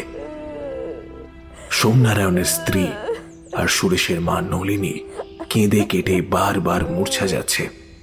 সে বেচারি এখনো পর্যন্ত জানেও না ইতিমধ্যে সে জীবনের সমস্ত সম্বলকেই হারিয়ে ফেলেছে। তৃতীয় দিন, অর্থাৎ আজ অমাবস্যা। সমস্ত দিনের কান্নাকাটির পর ধীরে ধীরে রাত্রি নেমে এসেছে। রাত্রে সময়ের সাথে সাথেই চারিদিক শান্ত নিস্তব্ধ। রায়বাড়ির সবাই ঘুমের দেশে পাড়ি দেওয়ার পর নলিনীর ঘরের দরজায় টোকা পড়ল।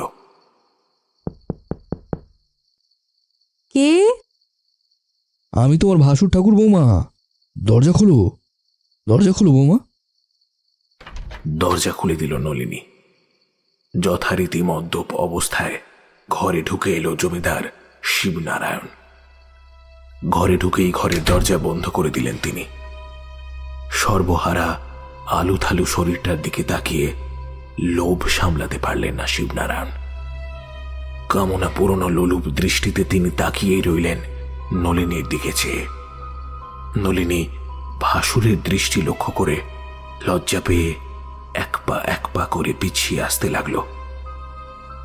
হামতা হামতা করে বলল, ও দাদা, আপনি আপনি কি কিছু বলবেন? আর দরজাটা ওভাবে বন্ধ করলেন যে? নলিনীর যৌবনপূর্ণ বুকের দিকে এক দৃষ্টি চেয়ে থেকে শিবনারায়ণ বললেন, হ্যাঁ বলবো বৌমা, নিশ্চয়ই বলবো। ধীর পায়ে নলিনীর কাছে এগিয়ে এসে নলিনীর দুটো হাত জোর করে চেপে ধরলেন শিবনারায়ণ। নলিনী এতক্ষণে বুঝতে পেরেছে ভাসুরের উদ্দেশ্যটা ঠিক কি। লজ্জায় ঘৃণায় তার এই মুহূর্তে মরে যেতে ইচ্ছা করছে। যে ভাসুর ঠাকুরকে সে ভগবানের মতো শ্রদ্ধা করত, তার কিনা আজ এই হাল। না, এ মেনে নেওয়া যায় না। আপনি কি করছেন দাদা? ছেড়ে দিন, ছেড়ে দিন আমারে। ছেড়ে তো দেবই বৌমা, কিন্তু তার আগে তোমার এই রসময় শরীরটাকে একটু চেখে দেখে নি। হ্যাঁ, এসব কি বলছেন দাদা? আমি আপনাকে দেবতার মতো শ্রদ্ধা করি। ছি ছি ছি, আপনার একই রূপ। আমার যে ঘৃণা হচ্ছে আপনার প্রতি। বেরিয়ে যান, বেরিয়ে যান, এক্ষুনি বেরিয়ে যান এ ঘর থেকে। আমি আপনার মুখ দেখতে চাই না, বেরিয়ে যান। একটা কুটিল হাসিতে হেসে উঠলেন শিবনারায়ণ। শুধু আমার মুখ নয়, আমার মুখ নয়, আজকের পর থেকে তুমি আর কারো মুখ দেখতে পাবে না বৌমা। হ্যাঁ। মানে কি বলতে চাইছেন আপনি? ছেড়ে দিন, ছেড়ে দিন আমারে, ছেড়ে দিন। আমি কিন্তু এবার চেঁচাতে বাধ্য হবো, ছেড়ে দিন। চেঁচিয়ে কোনো লাভ নেই বৌমা, চেঁচিয়ে কোনো লাভ নেই। আজকে রাতটা শুধু তোমার আর আমার। এরপর কেউ তোমার এই শরীরটা ছুঁয়েও দেখবে না। আর ভাইকে তো নিজেই মায়ের চরণে বলে দিয়েছি। ভাসুর ঠাকুরের মুখে এমন আশ্চর্য কথা শুনে নিজের কানকে বিশ্বাস করতে ইচ্ছা হচ্ছিল না নলিনীর। রাগে দুঃখে চোখ ফেটে জল বেরিয়ে এলো তার। রেগে গিয়ে এক সময় সে বলল, কেন আপনি এটা করলেন দাদা? কি ক্ষতি করেছিল সে আপনার? আমার ওইটুকু ছেলেটাই ভাবনার আপনি কি আমার ক্ষতি করেছিল বলেন তো? দুজনকে ওদের দুজনকে কেন শেষ করে দিলেন? ওরা তো আমার সম্পত্তির ভাগিদার বৌমা। আমি যে ভাগিদার রাখতে একদম পছন্দ করি না, তাই তো ওদেরকে বলে দিতে হলো। কিন্তু তুমি চিন্তা করো, তোমার এই শেষ রাতের সঙ্গী আমি হব। তোমার সুখের কোনো কমতি হবে না। এসো এসো, নিজেকে সঁপে দাও আমার হাতে, নিজেকে সঁপে দাও, সঁপে দাও। তীব্র ঘৃণায় ফেটে পড়ল নলিনী। ঘর থেকে বেরিয়ে যা শয়তান, বেরিয়ে যা। আমাদের মুখ দেখতে চাই না, বেরিয়ে যা, এক্ষুনি বেরিয়ে যা, নইলে চেঁচিয়ে এক্ষুনি সবাইকে জড়ো করবো। বেরিয়ে যা। সেই সুযোগটা তো তুমি পাবে না বৌমা। শিবনারায়ণ এত কাঁচা কাজ করে না। এই বলে শিবনারায়ণ জোর করে একটা কাপড় দিয়ে নলিনীর মুখটা বেঁধে দিল। তারপর তাকে বিছানায় ফেলে এতদিনের অর্জিত তার সমস্ত সম্মান এক নিমেষে ধুলোয় মিশিয়ে দিল। চেঁচানোর সামান্যতম সুযোগটুকুও পেল না নলিনী। কেবলই কষ্ট আর তীব্র যন্ত্রণায় চোখ ফেটে জল বেরিয়ে আসতে লাগলো। অবশেষে শিবনারায়ণ তার পৈশাচিক খিদে নিবারণ করে নলিনীকে সেই অবস্থাতেই কাঁধে করে নিয়ে যেতে লাগলো ঠাকুর দালানের দিকে। নলিনী আর কোনো বাধা দিল না। বাঁচার সমস্ত ইচ্ছেই মরে গিয়েছে তার। ঠাকুর দালানে নিয়ে এসে নলিনীর মুখের বাঁধনটা খুলে দেওয়া হলো। এক কুটিল হাসি হেসে শিবনারায়ণ বললেন, বলো বৌমা, তোমার শেষ ইচ্ছে কি? শেষবারের মতো একবার মন খুলে বলো না, বলো বলো, এরপর তো আর প্রাণটাই থাকবে না তোমার।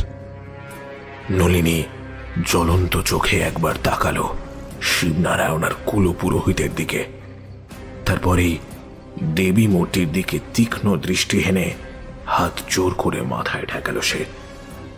কণ্ঠে এক রাস শক্তি এনে সে বলে উঠল, একজন সতী সাধ্বী স্ত্রীর সম্মান হরণ করেছিস তুই। একজন স্ত্রীর কাছ থেকে তার স্বামীকে, একজন মায়ের কাছ থেকে তার সন্তানকে অন্যায়ভাবে কেড়ে নিয়েছিস তুই। আমি তোকে অভিশাপ দিচ্ছি শয়তান। যে সম্পত্তি একা ভোগ করবি বলে তুই এত কিছু করলি, সেই সম্পত্তির বিন্দু মাত্র তুই ভোগ করতে পারবি না। এমনকি এই রায় বংশের কোনো পুরুষই এই সম্পত্তি ভোগ করতে পারবে না। আজ এক নারীকে অসম্মান করেছিস তুই। একমাত্র এই বংশের কোনো নারী ছাড়া তোর এই সম্পত্তি কেউ ভোগ করতে পারবে না। আর সেই নারীর হাতেই মুক্তি পাবে এই পাপের সাম্রাজ্য। বলেই পুরোহিতের হাতে থাকা বলির খড়গটা কেড়ে নিয়ে নিজেই নিজের গলার সামনে ধরে শ্বাসনালীটা লক্ষ্য করে সজোরে চালিয়ে দিল সে। ফিনকে দিয়ে বেরিয়ে আসলো রক্ত। ধীরে ধীরে লুটিয়ে পড়ল নলিনীর নিথর শরীরটা। শানিত রক্তের ধারা গড়িয়ে গিয়ে থামল শ্বেতকালীর মূর্তির পায়ের সামনে। সাথে সাথেই এক তীব্র বজ্রপাতের শব্দে কেঁপে উঠল সমগ্র জমিদার বাড়ি। এই ঘটনার পর থেকেই সেই সম্পত্তি আর কেউ খুঁজে পায়নি। পরে আবার শঙ্খনারায়ণ রায় এই গুপ্তধনের ব্যাপারটা জানতে পেরে চেষ্টা করেছিলেন সেই সম্পত্তিটা খুঁজে বের করার, কিন্তু সেই গুপ্তধনের সন্ধান তিনি পাননি। উপরন্তু ঘটনার জেরেই তারপর থেকেই তিনি একেবারেই পঙ্গু হয়ে গিয়েছিল।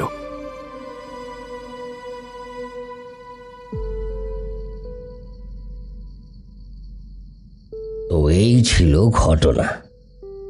এতদূর বলে থামলেন দীনেশ নারায়ণ রায়। তিনি থামলেই সৌমেন হঠাৎ করেই বলে ওঠে, তারপর থেকে আর কখনো নরবলি হয়নি? না, তারপর থেকে প্রতি অমাবস্যায় পশু বলির চল শুরু হয়। কিন্তু এখন সে নিয়ম বদলে শুধুমাত্র বছরে এই দীপান্বিতা অমাবস্যার দিনই বাৎসরিক পূজা উপলক্ষে পাঁঠা বলি হয়। দীনেশবাবুর কথা শেষ হলে অন্তরা বলল, তুমি কখনোই সম্পত্তি খোঁজার চেষ্টা করনি দাদু? না দিদি ভাই, যতদিন আমার মা বেঁচে ছিলেন ততদিন আমাকে এই গুপ্ত সম্পত্তির ব্যাপারে কোনো রকম কথা তুলতেই দেননি। এই বিষয়ে কথা উঠলেই তিনি কেঁদে কেটে বাড়ি মাথায় করতেন। মা মারা যাওয়ার পরেও অবশ্য আমি ওই সম্পত্তি খোঁজার চেষ্টা কোনোদিন করিনি। ভগবানের ইচ্ছায় আমার তেমনভাবে কোনো অভাব কোনোদিনই ছিল না। রমরমিয়ে ব্যবসা করেছি সারা জীবন। তারপর নিজেদের বিঘে বিঘে সম্পত্তির দেখভাল, গাছের ফল, শাকসবজি, পুকুরের মাছ, ঘরোয়া গায়ের মোটা সরপড়া দুধ, এই সমস্ত নানাবিধ প্রয়োজনীয় যা কিছু সবই ছিল। এখন তার কিছু রয়েছে, আবার কিছু নেই। কিন্তু তেমন অভাব কোনোদিন আসেনি আমার সংসারে। আর ভগবানের ইচ্ছায় লোভের বশবর্তী হতে আমাকে হয়নি কোনোদিন। তাই সেই সম্পত্তি খুঁজতে চাওয়ার ইচ্ছেও আমার কোনোদিন হয়নি। হ্যাঁ, মাঝে মধ্যে বিপদে যে পড়িনি তা কিন্তু নয়।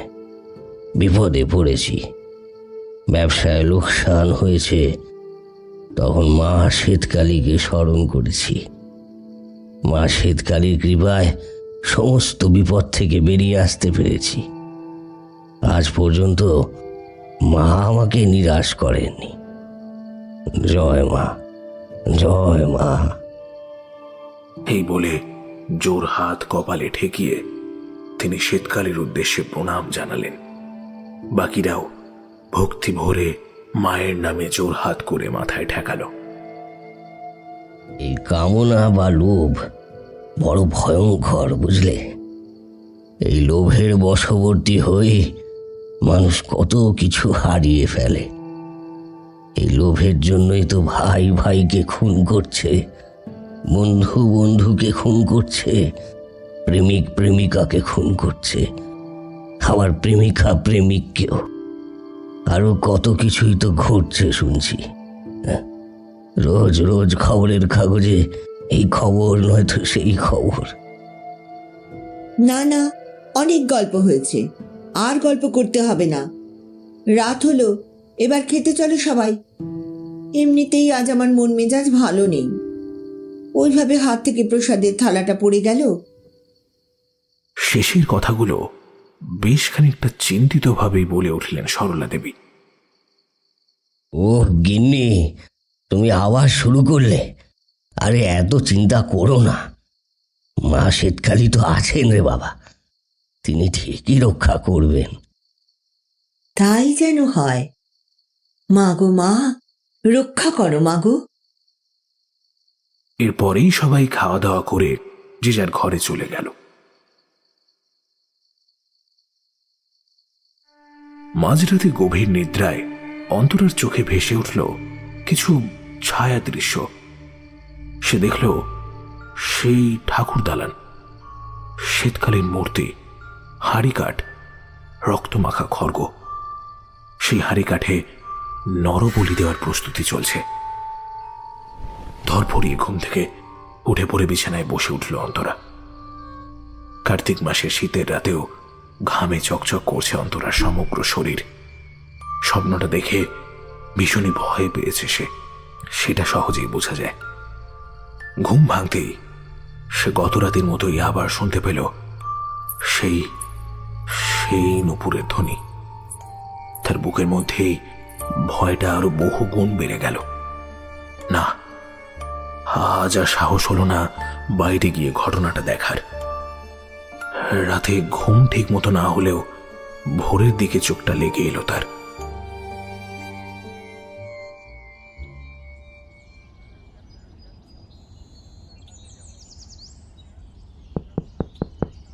সকালে তার ঘুম ভাঙল দরজায় টোকা পড়ার শব্দে। চোখটা একবার রোগড়ে নিয়ে বিছানা থেকে নেমে দরজাটা খুলে দিল সে। দরজা খুলেই অবাক হয়ে গেল সে। সুজিত, তুমি? হ্যাঁ আমি। তুমি যা আসবে সেটা তো কিছু বলনি তুমি। ও মা, বলে দিলে এই সারপ্রাইজটা থাকতো নাকি? তোমার সাথে আর কথা বলবো না, যাও। আরে তুমি রাগ করছো কেন? আমি এসেছি, তুমি কি তাতে খুশি নাও নাকি? তাহলে বলো, আমি এখনই চলে যাচ্ছি এখান থেকে। থাক, আর বেশি ঢং দেখাতে হবে না, ভিতরে এসো। ভেতরে যাবো বলছো? আরে হ্যাঁ, এসো। বাহ, ঘরটা তো খুব সুন্দর। তা তো সুন্দর হবে। তার মানে বাড়ির সবার সাথে তোমার পরিচয় হয়ে গেছে, তাই তো? হ্যাঁ, তোমাকে আর কেন খাটাবো বেকার বেকার, তাই নিজে নিজেই সবার সাথে পরিচয় করে নিয়েছি। হ্যাঁ, বেশ করেছ। তা তো করেইছি, কিন্তু তার জন্য আমারও তো কিছু পাওনা থাকে, তাই না? কি পাওনা? আর কেনই বা পাওনা? এই যে তোমার খাটনি আমি কমিয়ে দিলাম, তোমাকে কত লজ্জার হাত থেকে বাঁচিয়ে দিলাম, না হলে তো তোমাকে লজ্জা লজ্জা মুখ করে আমার পরিচয়টা সবাইকে দিতে হতো, তাই না? তোমাকে কে বলেছে আমি লজ্জা পেতাম? আর আমার না অত লজ্জা টজ্জা নেই। আচ্ছা তাই নাকি? তাহলে এবার আমার পাওনা মিটিয়ে দাও দেখি। কি চাই তোমার? কি চাই তুমি জানো না বুঝি? বলতে বলতেই সুজয় এগিয়ে যায় অন্তরার অনেক কাছে। শক্ত করে জড়িয়ে ধরে তার ঠোঁটটা ডুবিয়ে দিতে চায় অন্তরার ঠোঁটে। আরে সৌমেদা, তুমি কিছু বলবে? না না, তেমন কিছু নয়, বলছিলাম আজকে কি বেরোবে? আরে সুজয়, তুমি কখন এলে? আরে এই তো সৌমেনদা, এই ঘন্টাখানেক হলো আগে এলাম। তোমরা কি আজ কোথাও বেরোবে? আসলে আমরা গতকাল গ্রামের কিছুটা অংশ ঘুরে এসেছি এবং কিছু জনের সাক্ষাৎকারও নিয়েছি। আজকে বেরোলে পুরোটা কমপ্লিট করে নিতে পারবো আশা করছি। ঠিক আছে অন্তরা, তাহলে তুমি যাও। তুমিও চলো না আমাদের সাথে, তাহলে তোমারও গ্রামটা ঘোরা হয়ে যাবে। আমি গেলে কোনো অসুবিধা হবে না তো সৌমেনদা? আরে না না, অসুবিধা আবার কি, চলো চলো তাড়াতাড়ি নিচে এসো তোমরা, আমি এগোলাম। ওরা সকলেই নিচে নেমে এলো। ওদের দেখে দীনেশবাবু বললেন, এই ছোকরাকে পেয়ে অন্তু দিদি তো আমায় ভুলেই গেছে দেখছি। হ্যাঁ, তা কি দিয়ে বশ করলে আমার দিদি ভাইকে, বলো তো দেখি ছোকরা। সুজয় একটু লজ্জা না পেয়ে বলল, আমি নয় দাদাই, কিন্তু তোমার দিদি ভাই আমায় বশ করেছে। সুজয়ের কথায় উপস্থিত সকলেই হো হো করে হেসে উঠল। সরলা দেবী বললেন, আচ্ছা আচ্ছা, অনেক হাসি ঠাট্টা হয়েছে, এবার সবাই খাবে এসো। এ কি দিদি ভাই, তোমরা কি কোথাও বেরোচ্ছ নাকি? হ্যাঁ ঠাম্মি, কালকে গ্রামের অর্ধেকটা ঘোরা হয়েছে আর এখন অর্ধেকটা বাকি, তাই ওই অর্ধেকটা কভার করবো আজ। সুজয় দাদু ভাইও যাচ্ছে নাকি তোমাদের সঙ্গে? হ্যাঁ, ও যাচ্ছে আমাদের সাথে। পলাশ ঠেস মেরে বলল, এখন থেকেই ও? হিরে অন্তু, তুই তো আগে ভাগে মানুষ হয়ে গেছিস দেখছি। এই একদম বাজে কথা বলবি না দাদা। আর মানুষ হয়ে গেছে মানে কি, আমি কি অমানুষ ছিলাম নাকি? আরে না না, আমি তা কখন বললাম?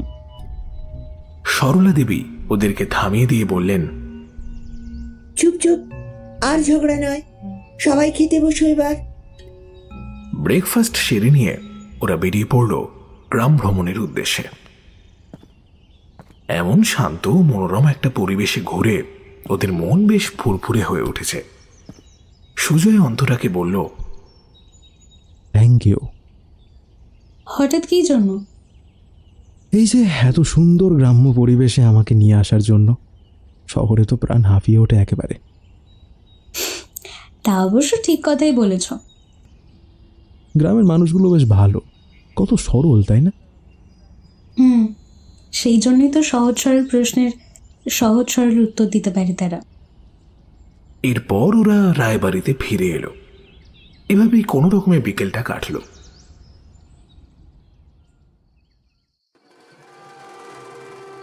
সন্ধ্যা নামার সাথে সাথেই ঠাকুর দালানে এসে সুজয় অবাক হয়ে গেল। শীতকালের কথা আমি আগে শুনেছিলাম, কিন্তু কখনো দেখিনি। এই প্রথমবার শীতকালের এই অপূর্ব রূপ সামনে থেকে দেখছি। কি বলেছ দাদু ভাই, ঠিকই বলেছ। মায়ের এক অনন্য রূপ, একবার দেখলে যেন চোখ ফেরানো যায় না। কি অপূর্ব লীলা মায়ের। জয় মা, জয় মা। দীনেশবাবু বলে উঠলেন। সুজয় প্রশ্ন করল, প্রথম থেকেই কি মায়ের এই মূর্তিই ছিল দাদাই? না দাদু ভাই, মায়ের আদি মূর্তি তুলনামূলকভাবে অনেক ছোট ছিল, কিন্তু হঠাৎ করে একদিন সেই মূর্তি নিজে থেকে অদৃশ্য হয়ে যায়। মূর্তিটি আর খুঁজে পাওয়া যায়নি। তারপরে এই মূর্তি গঠন করা হয় আমার দাদু শিবনারায়ণ রায়ের আমলে।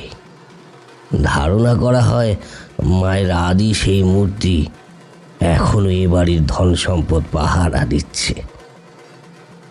এই সমস্ত কথাবার্তার মাঝে সন্ধ্যাকালীন পুজো সমাপ্ত হল। যথারীতি সন্ধ্যা পেরিয়ে ধীরে ধীরে রাত্রি নামল পৃথিবীর বুকে। দুদিন পরেই দীপান্বিতা অমাবস্যা, তাই জন্যই চারিদিকে নিকষ কালো অন্ধকার বিরাজ করছে।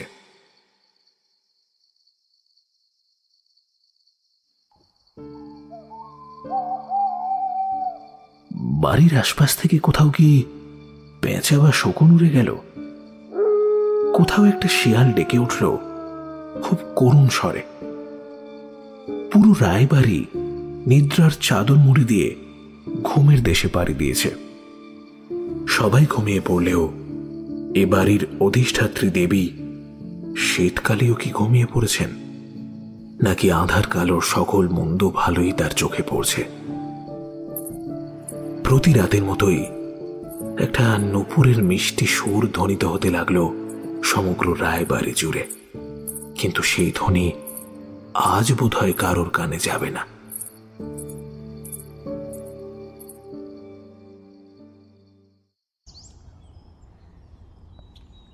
পাখির ডাকে সূর্যের প্রথম আলো মেখে জেগে উঠল পৃথিবী। পাখির সেই কলকাকলিতেই সুজয়ের ঘুম ভেঙে গিয়েছে। আর ওর যখন ঘুম ভেঙেছে তখন ও তো আর অন্তরাকে পড়ে পড়ে বেলা পর্যন্ত ঘুমোতে দিতে পারে না। অন্তরার রুমের ডান পাশের রুমটাই সুজয়ের জন্য নির্ধারিত করা হয়েছিল। সুজয় ঘর থেকে বেরিয়ে অন্তরার ঘরের দরজায় টোকা দিতে লাগলো।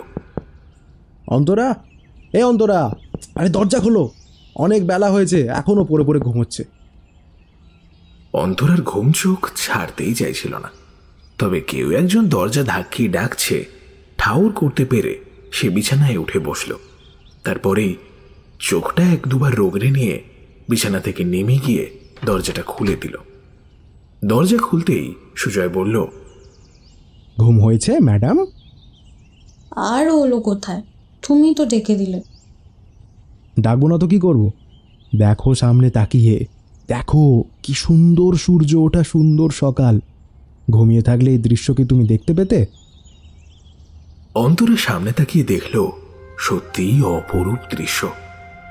সকালের সূর্য তার প্রথম আলো ছড়িয়ে দিয়েছে পৃথিবীর বুকে। সে আলোর স্পর্শ পেয়ে জেগে উঠেছে এই সমগ্র সংসার। পেছন থেকে সৌমেন বলল, কি ব্যাপার অন্তরা, আজকে তাড়াতাড়ি উঠে পড়লে যে?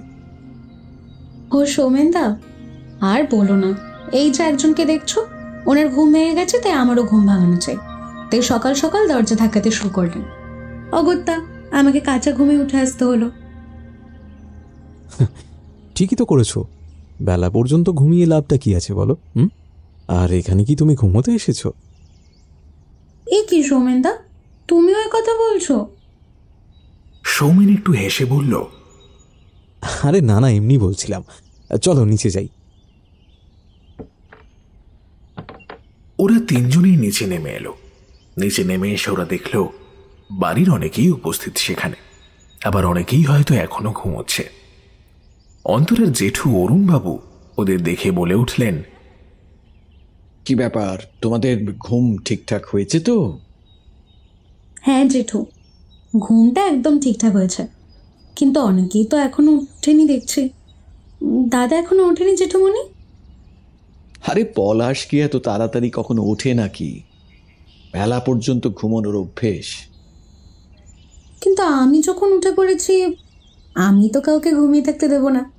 দাঁড়াও, আমি ডাকছি দাদাকে। এই বলে অন্তরা নিচের তলায় পলাশের ঘরের দরজায় ধাক্কা দিতে লাগলো। দাদা, এই দাদা ওঠ, আরে ওঠ, অনেক বেলা হয়ে গেছে তো, সবাই উঠে পড়েছে, ঠাম্মি ডাকছে, ওঠ। দরজা ধাক্কাতে ধাক্কাতে সামনে থেকেই দরজাটা খুলে গেল। অন্তরা ঘরের ভেতর ঢুকে দেখল ঘরে কেউই নেই। বসার ঘরে এসে সে বলল, দাদা তো ঘরে নেই, তার মানে ও আগেই উঠে পড়েছে। তাহলে পলাশ হয়তো ওই মর্নিং ওয়াকে বেরিয়েছে। হ্যাঁ, তাই হবে হয়তো। বেশ খানিকক্ষণ সময় অতিবাহিত হওয়ার পর চাকর শ্যামলাল হন্তদন্ত হয়ে এসে হাঁপাতে হাঁপাতে খবর দিল, কর্তা, কর্তা, সর্বনাশ হয়ে গেছে কর্তা। দীনেশবাবু অবাক হয়ে বললেন, কোন সর্বনাশের কথা বলছিস শ্যামলাল? আর তুই এমন হাঁপাচ্ছিস কেন? শান্ত হয়ে বল, কি হয়েছে? কর্তা, রক্ত কর্তা, রক্ত। রক্ত? কিসের রক্ত? বলি কর্তা মশাই, বলি। কি বলছিস শ্যামলাল? বলি? কার বলি? কিসের বলি? মানুষের বলি কর্তা মশাই, মানুষের বলি। কি যাতা বলছিস তুই? আমি যাতা বলছি না কর্তা মশাই, আপনারা নিজের চোখেই দেখবেন, আসুন। মন্দিরে মায়ের সামনে কেউ নরবলি দিয়েছে, রক্তে উঠোন ভেসে যাচ্ছে কর্তা। ঠাকুরতলায় এসে সবাই বিস্ময়ে হতবাক হয়ে গেল। রক্তে ভেসে যাচ্ছে ঠাকুর দালান। হাড়ি কাঠের সামনে একটা মুন্ডহীন দেহ পড়ে আছে। পলাশ! আর্তনাদ করে চেঁচিয়ে উঠলেন অরুণবাবু। দাদু ভাই! দীনেশবাবু তাল খেয়ে পড়েই যাচ্ছিলেন। সুজয় এসে তাকে ধরে ফেলল। বাকিদের মুখে আর কথা সরছে না এমন একটা নৃশংস দৃশ্য দেখার পর অরুণবাবু ডুকরে কেঁদে উঠলেন। কে কে করলো আমার এত বড় সর্বনাশ? কে কে করলো? কে? অন্তরা তাকে সান্ত্বনা দেওয়ার জন্যই বলল, শান্ত হও জেঠুমনি, শান্ত হও, খুনি ঠিক ধরা পড়বে দেখো। এরপরে পুলিশ এলো, জিজ্ঞাসাবাদ করা হলো, কিন্তু খুনির সপক্ষে তেমন কিছুই পাওয়া গেল না। মন্দিরের খড়গের গায়ের ফিঙ্গারপ্রিন্টও পরীক্ষা করা হলো, কিন্তু সেখানে বর্তমান পুরোহিতের হাতের ছাপ ছাড়া আর কারোর হাতের ছাপ পাওয়া গেল না। কিন্তু ব্রাহ্মণের বিরুদ্ধে কোন রকম কোনো অভিযোগই ধোপে টিকল না। তাই জন্যই সেই পুরোহিত আপাতত পুলিশি ঝামেলা থেকে বেঁচে গেলেন। সুজয় বলল, কিন্তু খুনটা কে করলো? কিন্তু এতে কারই বা কি উদ্দেশ্য থাকতে পারে? সরলা দেবী কাঁদতে কাঁদতেই বলে উঠলেন, তা তো আমরা কেউই বুঝে উঠতে পারছি না দাদু ভাই। গতকালই তুমি এই বাড়িতে এলে, আর আজ এমন একটা ঘটনার সম্মুখীন হতে হলো আমাদের সবাইকে। অন্তরা অবাক হয়ে বলল, মানে এসব তুমি কি বলছো ঠাম্মি? না না না না, আমি তেমন কিছুই বলছি না দিদি ভাই। আমার বয়স হয়েছে তো, কি বলতে কি বলে ফেলি। ভুলভাল কিছু বললে এই বুড়িকে ক্ষমা করে দিও তোমরা। সুজয় বলল, আপনি কিছু চিন্তা করবেন না ঠাম্মি, আমি আমি আসল খুনিকে না ধরে এই বাড়ি থেকে কোথাও যাব না। একই রকম ভাবে কান্নাকাটির আবহে পুরো দিনটা কাটল। সন্ধ্যা আরতির সময় রায়বাড়ির কেউই আজ আর ঠাকুর দালানে উপস্থিত হল না। পুরোহিত একাই পুজো করে বাড়ি ফিরে গিয়েছে। আগামীকাল অমাবস্যা। শীতকালীর বাৎসরিক পুজো প্রস্তুতিও স্থগিত হয়ে গিয়েছে। মানুষগুলো যেন এক একটা পাথরে পরিণত হয়েছে। মোটামুটি শরীর বাঁচানোর জন্য আধপেটা খেয়ে সবাই যে যার ঘরে চলে গেল। নিস্তব্ধ রাত্রির নীরবতা কত কথাই না বলে অকপটে। শূন্যতাকে আরো শূন্য এবং পূর্ণতাকে আরো পূর্ণ করে সে। নীরব রাত্রির ভাষা বোঝা সবার পক্ষে সম্ভব হয় না। সে যে কি বলতে চায় আর কি করতে চায় একমাত্র সে নিজেই হয়তো জানে, কিংবা সেও জানে না। রায়বাড়ির সকলেই প্রায় ক্লান্ত হয়ে ঘুমিয়ে পড়েছে, কিন্তু কোথাও একজনও কি জেগে নেই? হঠাৎ নিচে তলার একটা ঘরের দরজা ধীরে ধীরে খুলে গেল। ঘর থেকে চুপি সারে বেরিয়ে এলো একজন। তাকে কেউ ডাকছে। হ্যাঁ, কিন্তু কে ডাকছে তাকে? সম্মোহিতের মতোই সে এগিয়ে চলতে লাগলো। সে কোথায় চলেছে তা সে জানে না। অবশেষে ঠাকুর দালানে এসে থামল সে।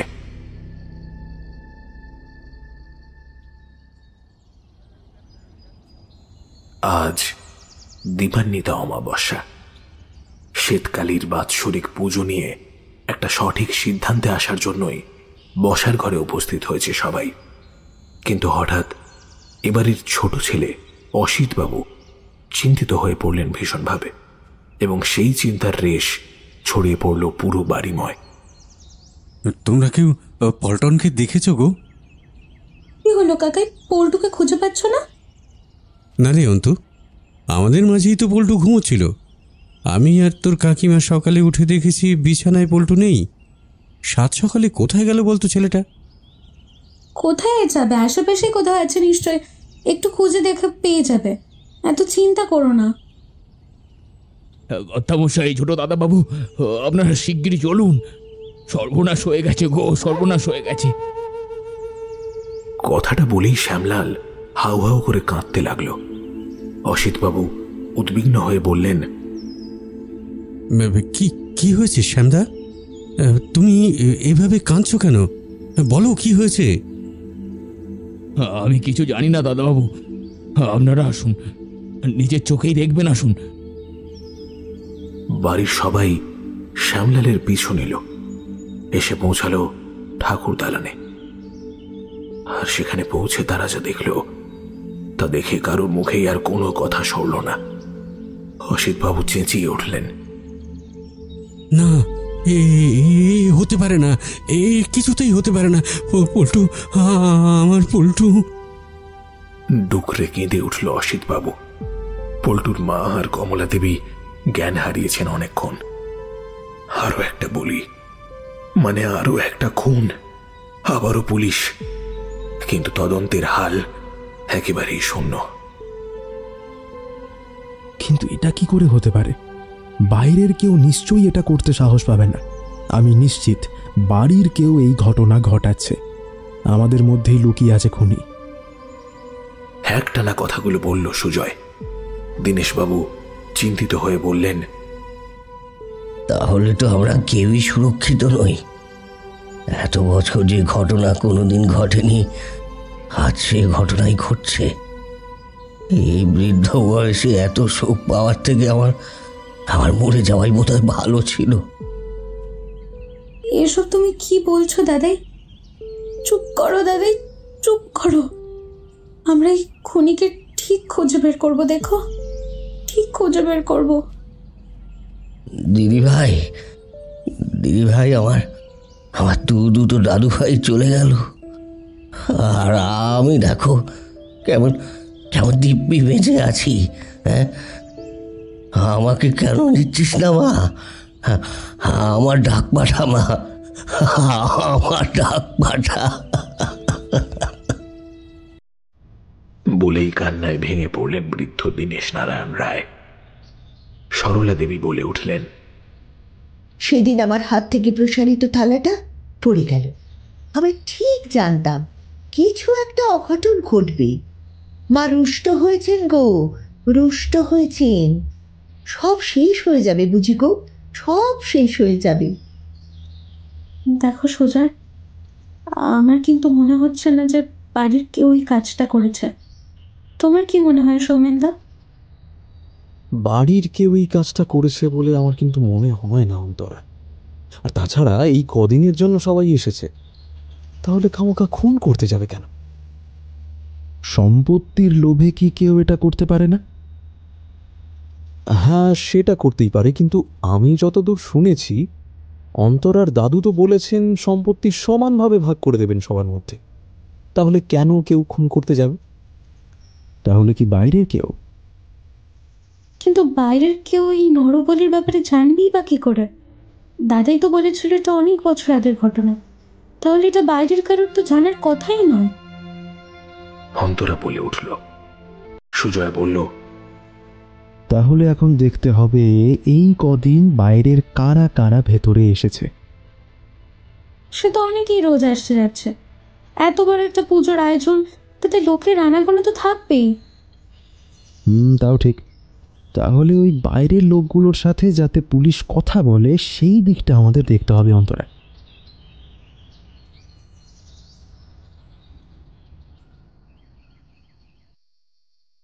ধীরে ধীরে দুপুর গড়িয়ে সন্ধে নামল। আজ দীপান্বিতা অমাবস্যা। আজ শীতকালীর বাৎসরিক পুজোয় বাড়ির পরিবেশ আনন্দে মম করার কথা, কিন্তু না, সেসব কিছুই হচ্ছে না। ঠাকুর দালানে দাঁড়িয়ে হাত জোর করে শীতকালীর মুখের দিকে এক দৃষ্টে তাকিয়ে রয়েছেন বৃদ্ধ দীনেশ নারায়ণ রায়। অস্ফুটে তিনি বলে উঠলেন, এ তুই কি করলি মা? এমন দিন কেন দেখালি তুই? শেষে কিনা তোর পুরো এভাবে বন্ধ করালি কেন? কেন এমন রক্ত খেলায় মাতলি তুই মা? এত পিপাসা তোর, এত পিপাসা? এদিকে সন্ধে থেকেই সুজয় আর সৌমেনকে কোথাও খুঁজে পাচ্ছে না অন্তরা। দুজনেই যেন একসাথে কর্পূরের মতো উধাও হয়ে গিয়েছে। কিছুক্ষণ পর সৌমেন ফিরে এলেও সুজয়কে কোথাও দেখা যাচ্ছে না। সৌমেনদা, কোথায় ছিলে তুমি এতক্ষণ? আর সুজয়কে কোথাও দেখেছো গো? অনেকক্ষণ হলো ওকে কোথাও দেখতে পাচ্ছি না। আমি তো আশেপাশেই ছিলাম, কিন্তু সুজয় কোথায় তা তো বলতে পারবো না। দেখো, আশেপাশেই কোথাও থাকবে হয়তো। ধীরে ধীরে রাত নামল। আজ দীপান্বিতা অমাবস্যা। দূরে কোথাও শব্দবাজির শব্দ জানান দিচ্ছে আজ উৎসবের রাত। কিন্তু রায়বাড়ির কেউই কোনো উৎসব আজ অনুভব করতে পারছে না।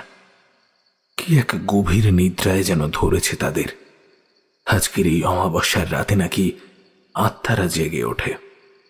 দূরে কোথাও ভয়ঙ্করভাবে ডেকে উঠল কয়েকটা শিয়াল একসঙ্গে। হঠাৎ নূপুরের ছমছম ধ্বনিতে ঘুম ভেঙে গেল লোকটার।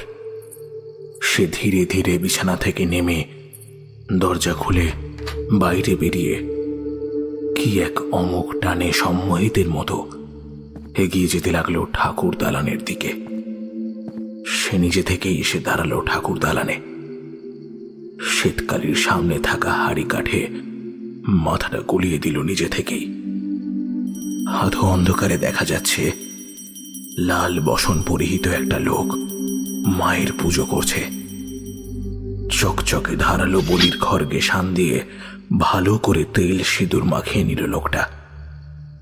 তারপরেই সেই সিঁদুর মাখানো খড়গোটা কপালে ঠেকিয়ে আসন ছেড়ে উঠে দাঁড়ালো।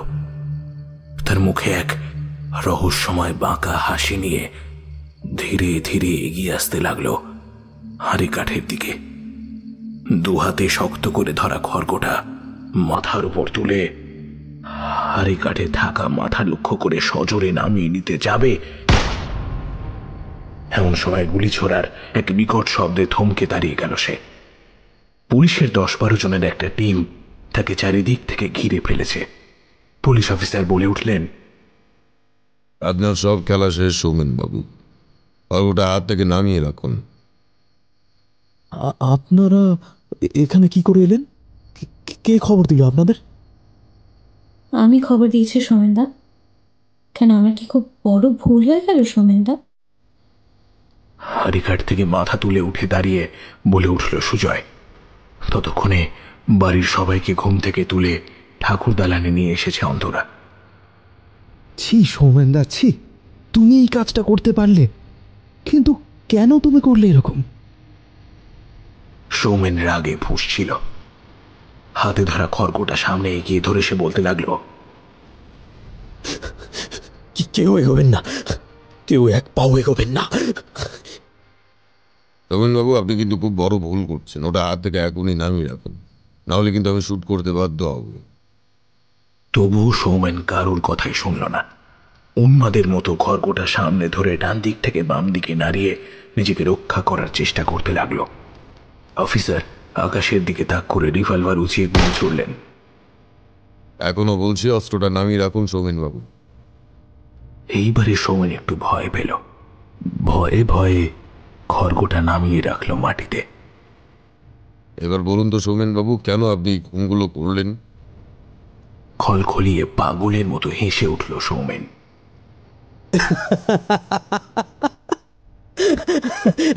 সব সব সব অন্তরা রায়ের জন্য।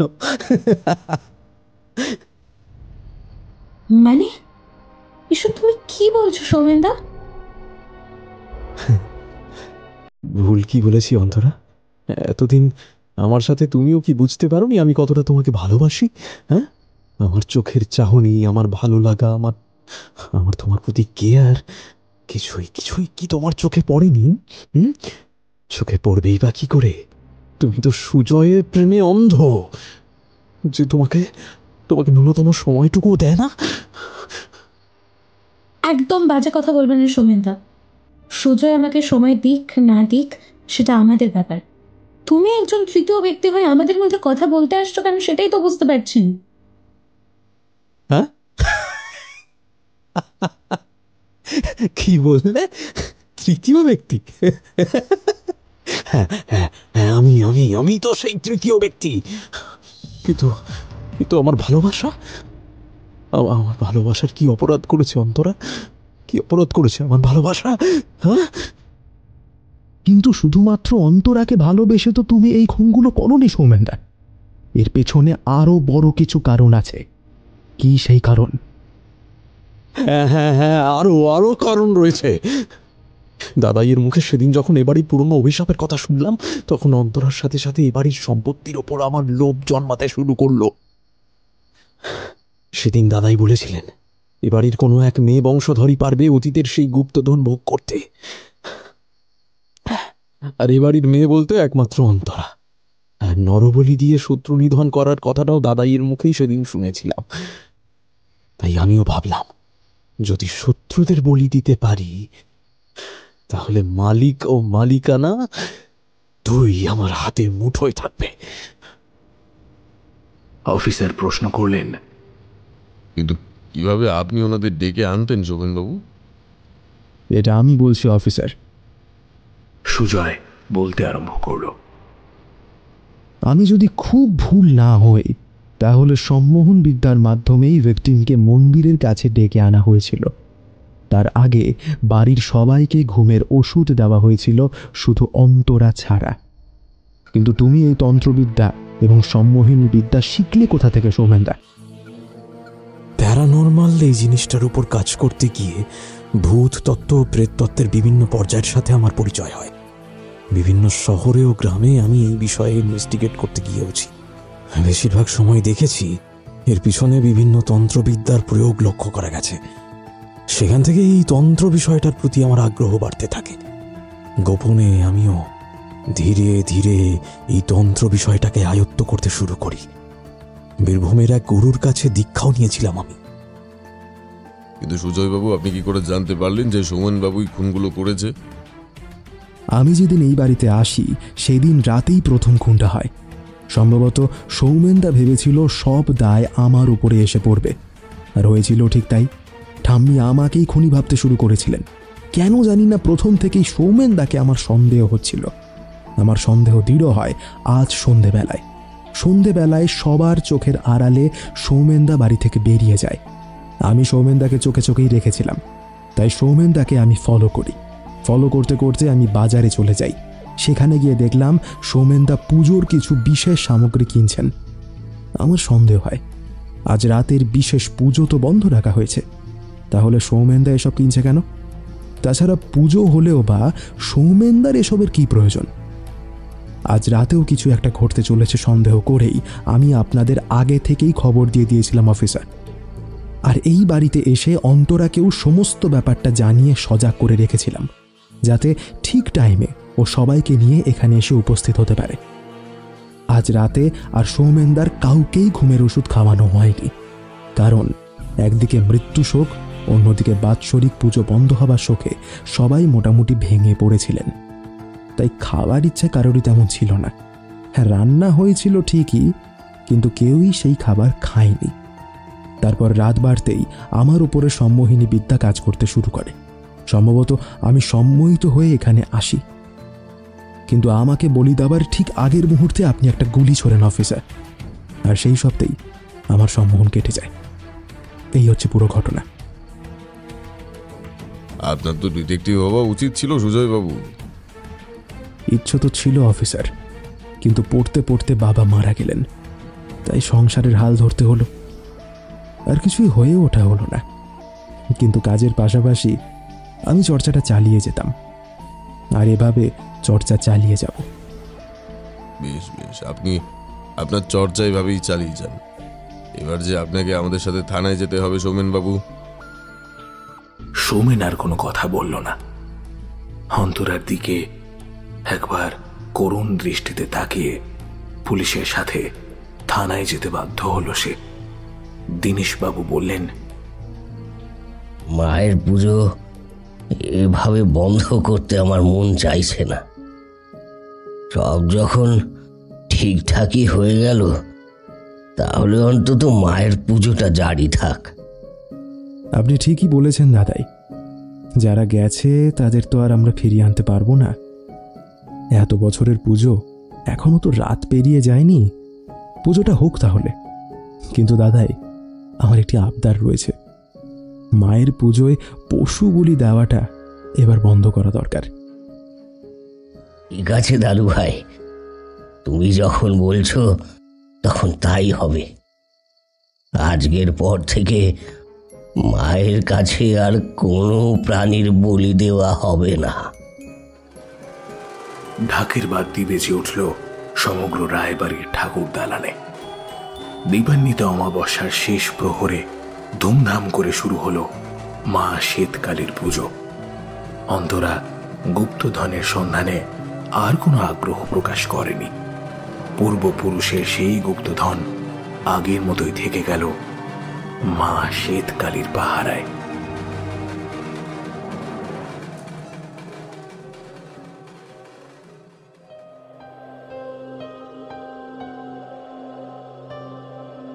আপনারা এতক্ষণ শুনছিলেন সূর্য মাইতির কলমে হাড় হিম করা এক ভয়ের গল্প বলি। আজকের গল্পের সূত্রাধার আমি পার্থপ্রতিম। গল্প পাঠে কুন্তল, অন্যান্য চরিত্রে রিমঝিম, অনুরাধা, কৌশিক, আস্তিক, পূজা, অর্ণব, অরূপ, পার্থ, তুষার, খুশি, অঙ্কন। শব্দ সংযোজন ও শব্দগ্রহণে মেঘা এবং দেবদত্ত। পোস্টার ডিজাইনে কৃষ্ণেন্দু। ডিরেকশন টিম রহস্যের অন্ধকারে।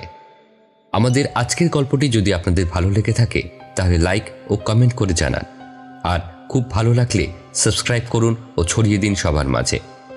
আজ তবে আসি, আবার অন্য কোনো দিন এক নতুন গল্প নিয়ে হাজির হব আপনাদের কাছে। ততদিন ভালো থাকুন, সুস্থ থাকুন আর শুনতে থাকুন রহস্যের অন্ধকারে। শুভরাত্রি।